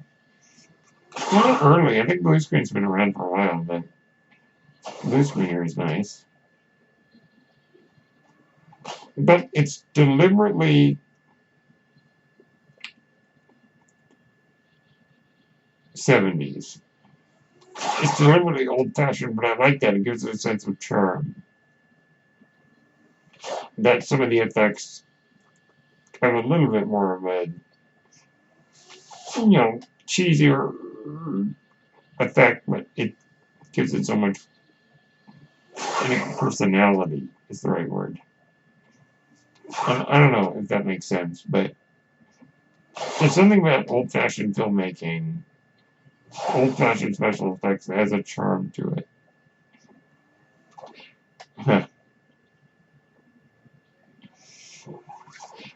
Yep.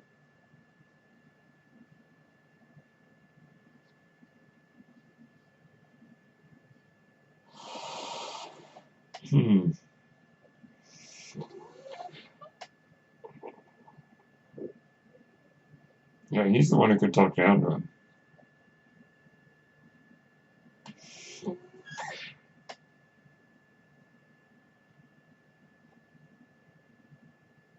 Easy, held it easy.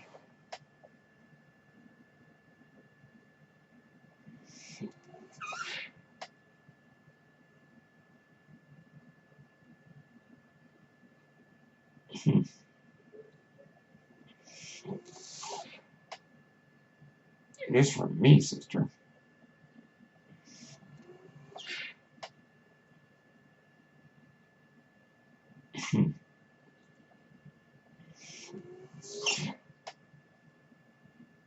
Han is trying to pretend like he doesn't care.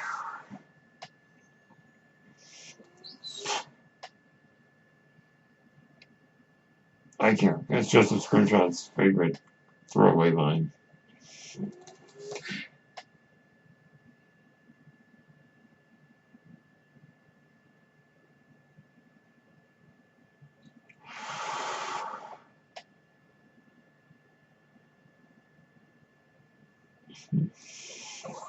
Yeah. Not like that. No. He's just like, no. It's like, yeah. Yeah,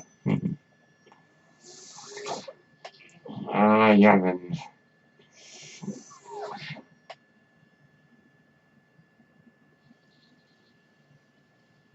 Millennium Falcon sounds pretty cool. Here we are. In film Tikal from Guatemala.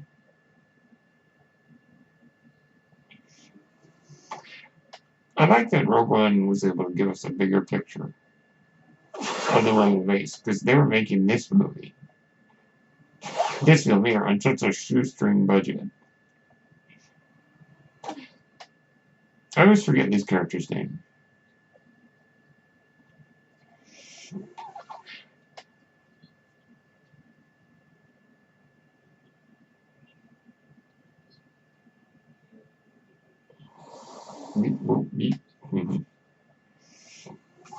Now this is early CGI. It's the actual, like, one of the few moments in the original trilogy to actually have real CGI when the movie was made originally. Now, I always wonder why they couldn't hyperspace right to orbit of Yavin 4. My guess is that they didn't know exactly that the base was on the moon, and they couldn't just... hyperspace took so much power, I think. But I just realized they didn't know what moon it was on, so... But maybe their hyperspace took so much energy, and they couldn't exactly go very fast around Yavin. And then because the Death Star's so big, it drains a lot of power to use the hyperspace.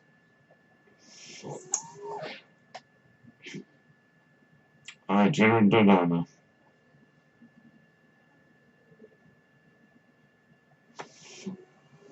Hmm.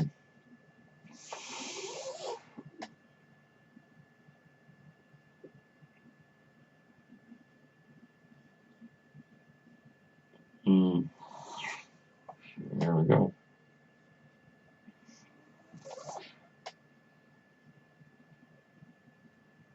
No one's like, what?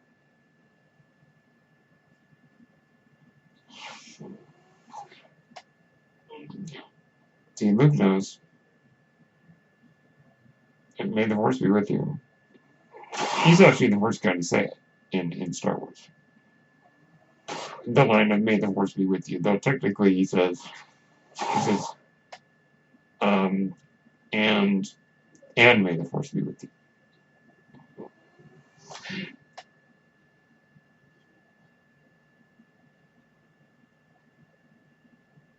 It'll be a day long remembered because Obi-Wan is supposedly the last Jedi. I guess Anakin and Vader didn't know that Yoda survived.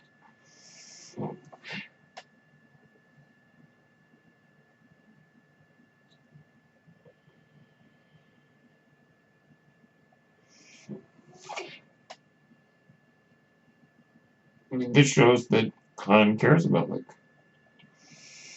They come with us.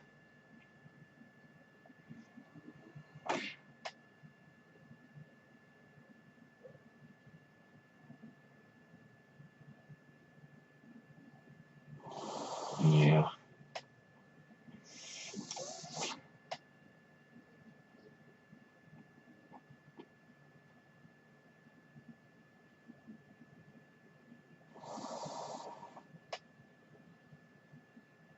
It shows that slight change of heart. And how much you want to bet they had an interesting conversation, Chewie and Han, after leaving Yavin? How much you want to bet it was Chewie who talked him into turning around? Han is the good guy as much as he doesn't want to admit it.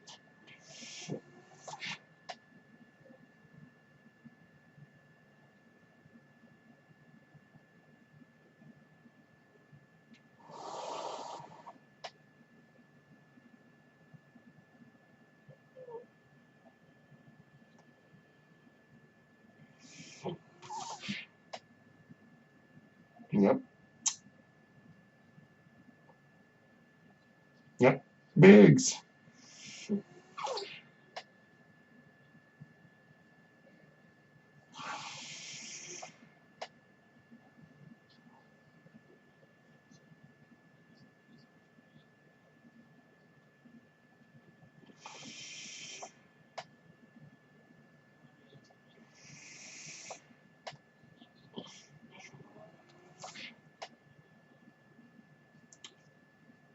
Yeah, good old Biggs.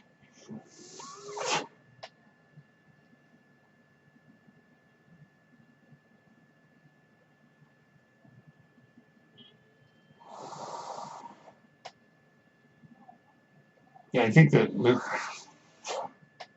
and Biggs were good buddies, and there's a deleted scene that was never included in this movie of Biggs meeting up with Luke at Toshi Station to tell Luke he had defected to the rebellion. Or at least that he was planning on it. I can't remember if he did or if he was planning on it. But that scene was never included, and I watched it and it wouldn't really have worked. Some of the dialogue was really corny, and the pacing would have thrown things off, and I'm glad they didn't keep it, but it's an interesting side note. Like I said, I wonder if Luke wanted to go to the Academy so he could do exactly what Biggs did. Go to the Imperial Academy and then defect to the Rebellion.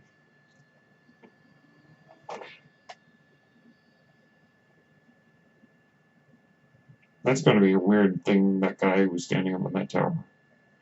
It must be a weird job to just stand up there all day.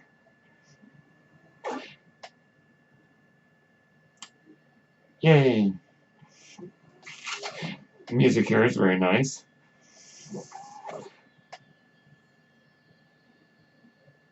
Yep.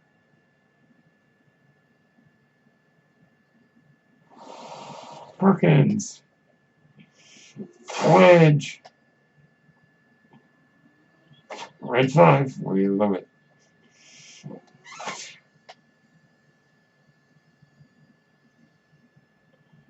So they just have a magnetic field. The Death Star doesn't have shields. The Death Star doesn't have shields. It has a magnetic field. Or generates a magnetic field.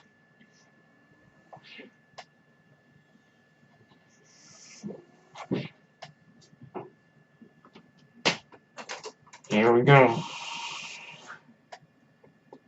There he goes. There.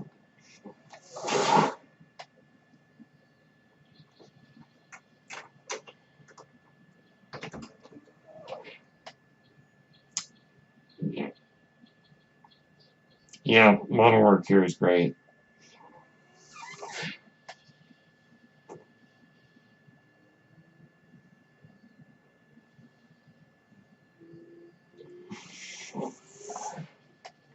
Might have been a little risky.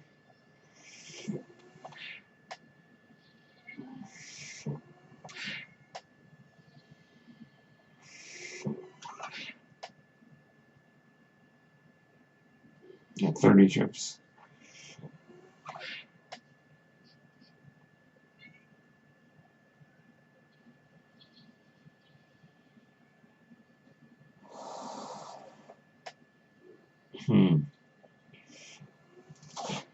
Right with you, Red 3. Perkins.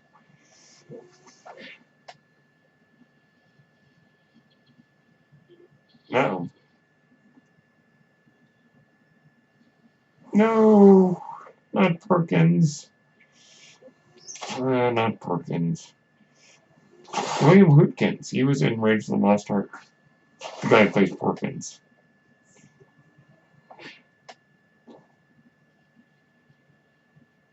Yeah.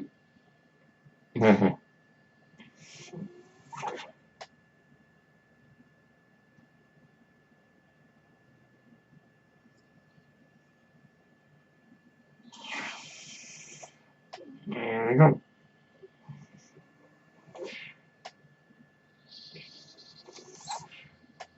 No. Not that guy.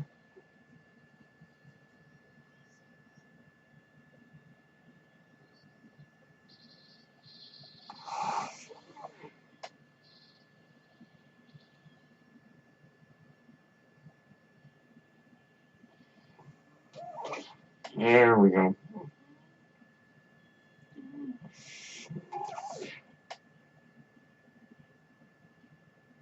I assume he doesn't wear his cape in his fighter. Maybe he does. I don't know. He must have taken his lightsaber with him since it obviously didn't get blown up on the Death Star. Whoop.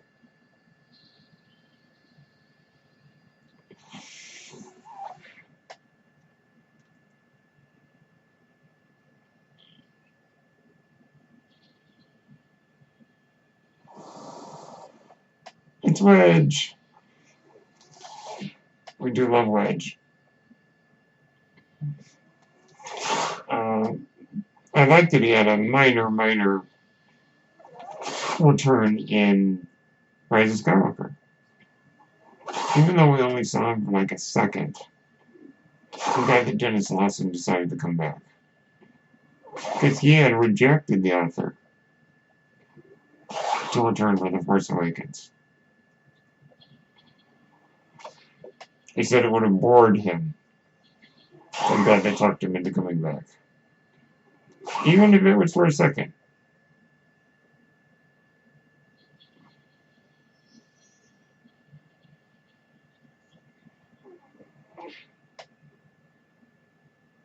Hmm.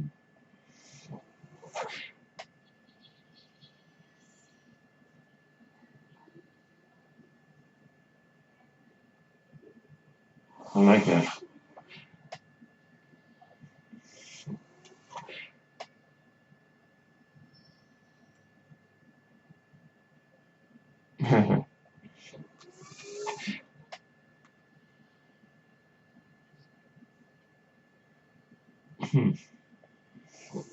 I do love Vader's TIE Fighter. No.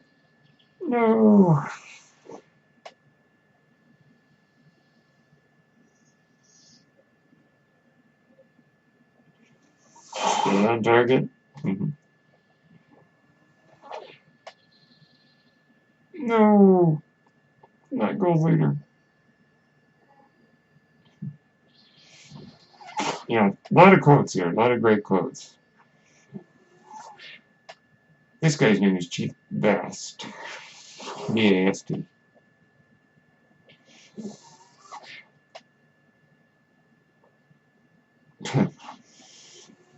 Well, that would be Tarkin's undoing.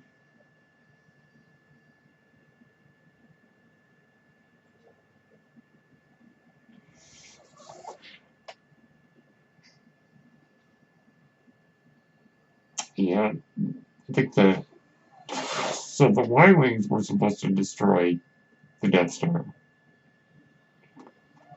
Because they're bombers in their design. But since they were all destroyed, Red Leader, I think, is nervous because now he knows he's the guy who has to lead the attack. Yeah, that's why he's sweating and looks very nervous, I think. He wasn't planning on it, but he knows he has to do it. It's extremely brave of him because I think he had a feeling, I think, that he would most likely die. And so it's very brave of him.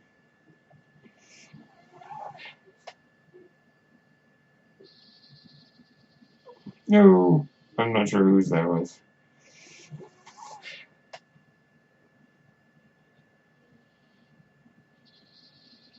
No.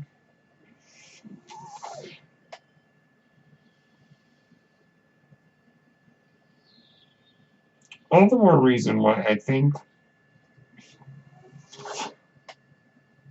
I know that he Red Leader missed.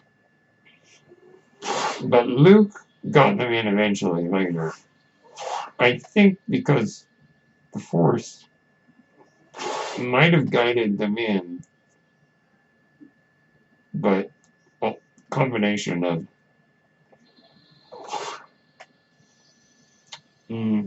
no, well, a great hero, he really was. But what I was saying is that Luke's combination of skill as a pilot and the Force was able to make that shot. Yeah, I mean, Luke had a lot of preparation for this. Bullseye Womp Rats, Flying Beggars Canyon, the Force. Luke had a lot of things. He's a great pilot on his side that gave him the edge in this battle.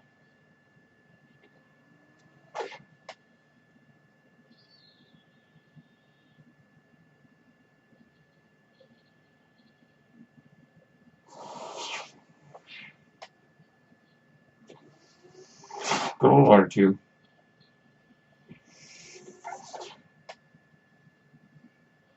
Biggs and Wedge. And music here, fantastic.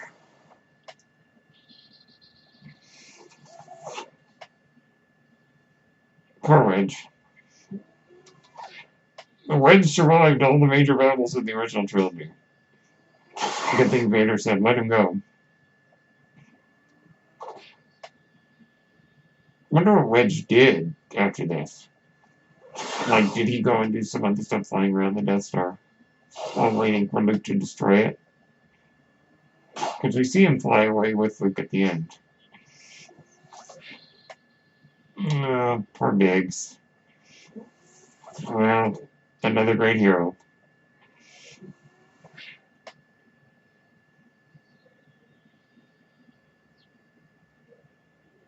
I wonder if... Oh, we'll get there in just a second.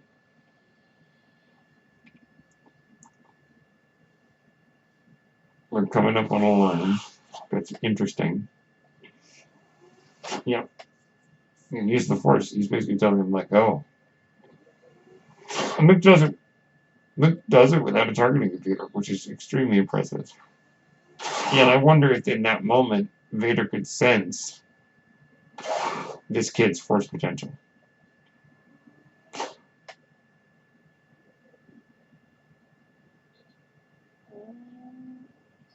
Yeah, Luke's like, nope, I don't need it. See, that's the climax of Luke's story arc. Is when he lets go and trusts the Force. No, not R2. When he lets go and trusts the Force. That's the climax of his story.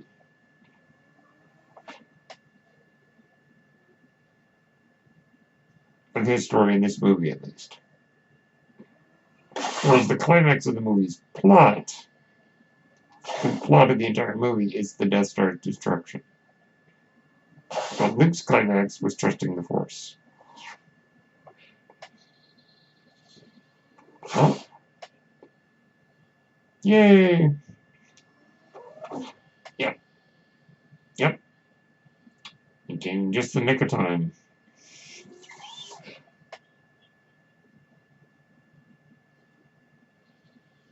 Yep. Trusting the Force. Doing it without a targeting computer. Yep.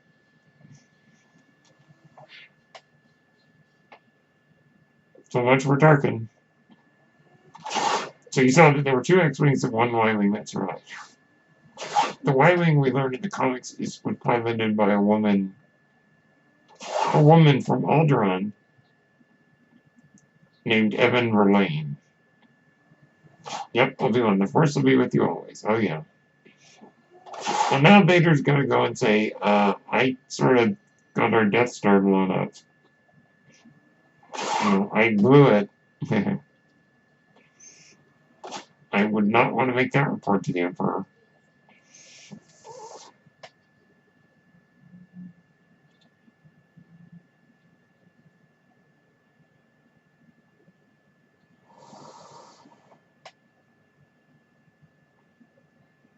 Oh no.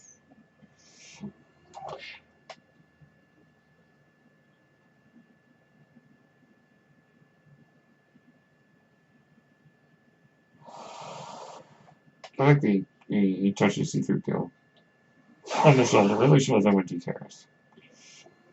He'll be alright, is the last line of this movie. I know that's kind of weird. The temples on Yavin 4 are in Guatemala, in Tacoma.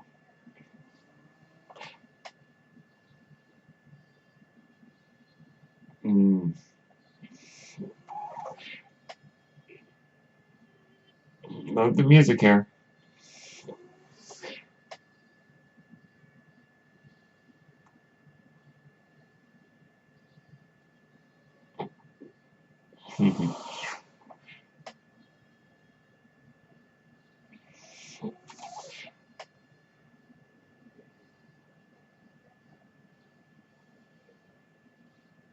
Yeah. The medals which play such an important role in Rise of Skywalker.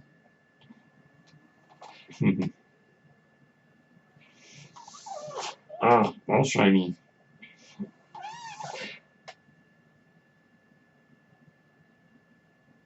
Yep. Luke's yellow jacket, which is alright. Though the color's a little Yay, I'll clean up R2-D2. Yep. Just the music is perfect here.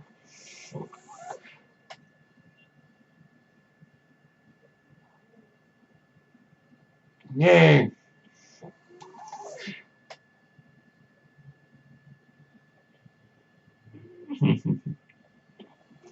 Group photo. Oh, there we go. All right. Well, folks, that was my first audio commentary. Thank you, everybody, for tuning in. This, I thought, was a great way to start doing this. And if you all like it, please let me know. And I will make this a recurring trend. Every couple of weeks I might do one. So let me know if you enjoyed this episode, this little bonus episode. Let me know your thoughts on Star Wars. And let me know if you'd like to see this again. My name is Brennan Marr, that noise you heard by ventilator. And thank you very much for tuning in to this very special Star Wars commentary on Page Turners They Were Not, my Star Wars podcast. Remember, the Force will be with you always.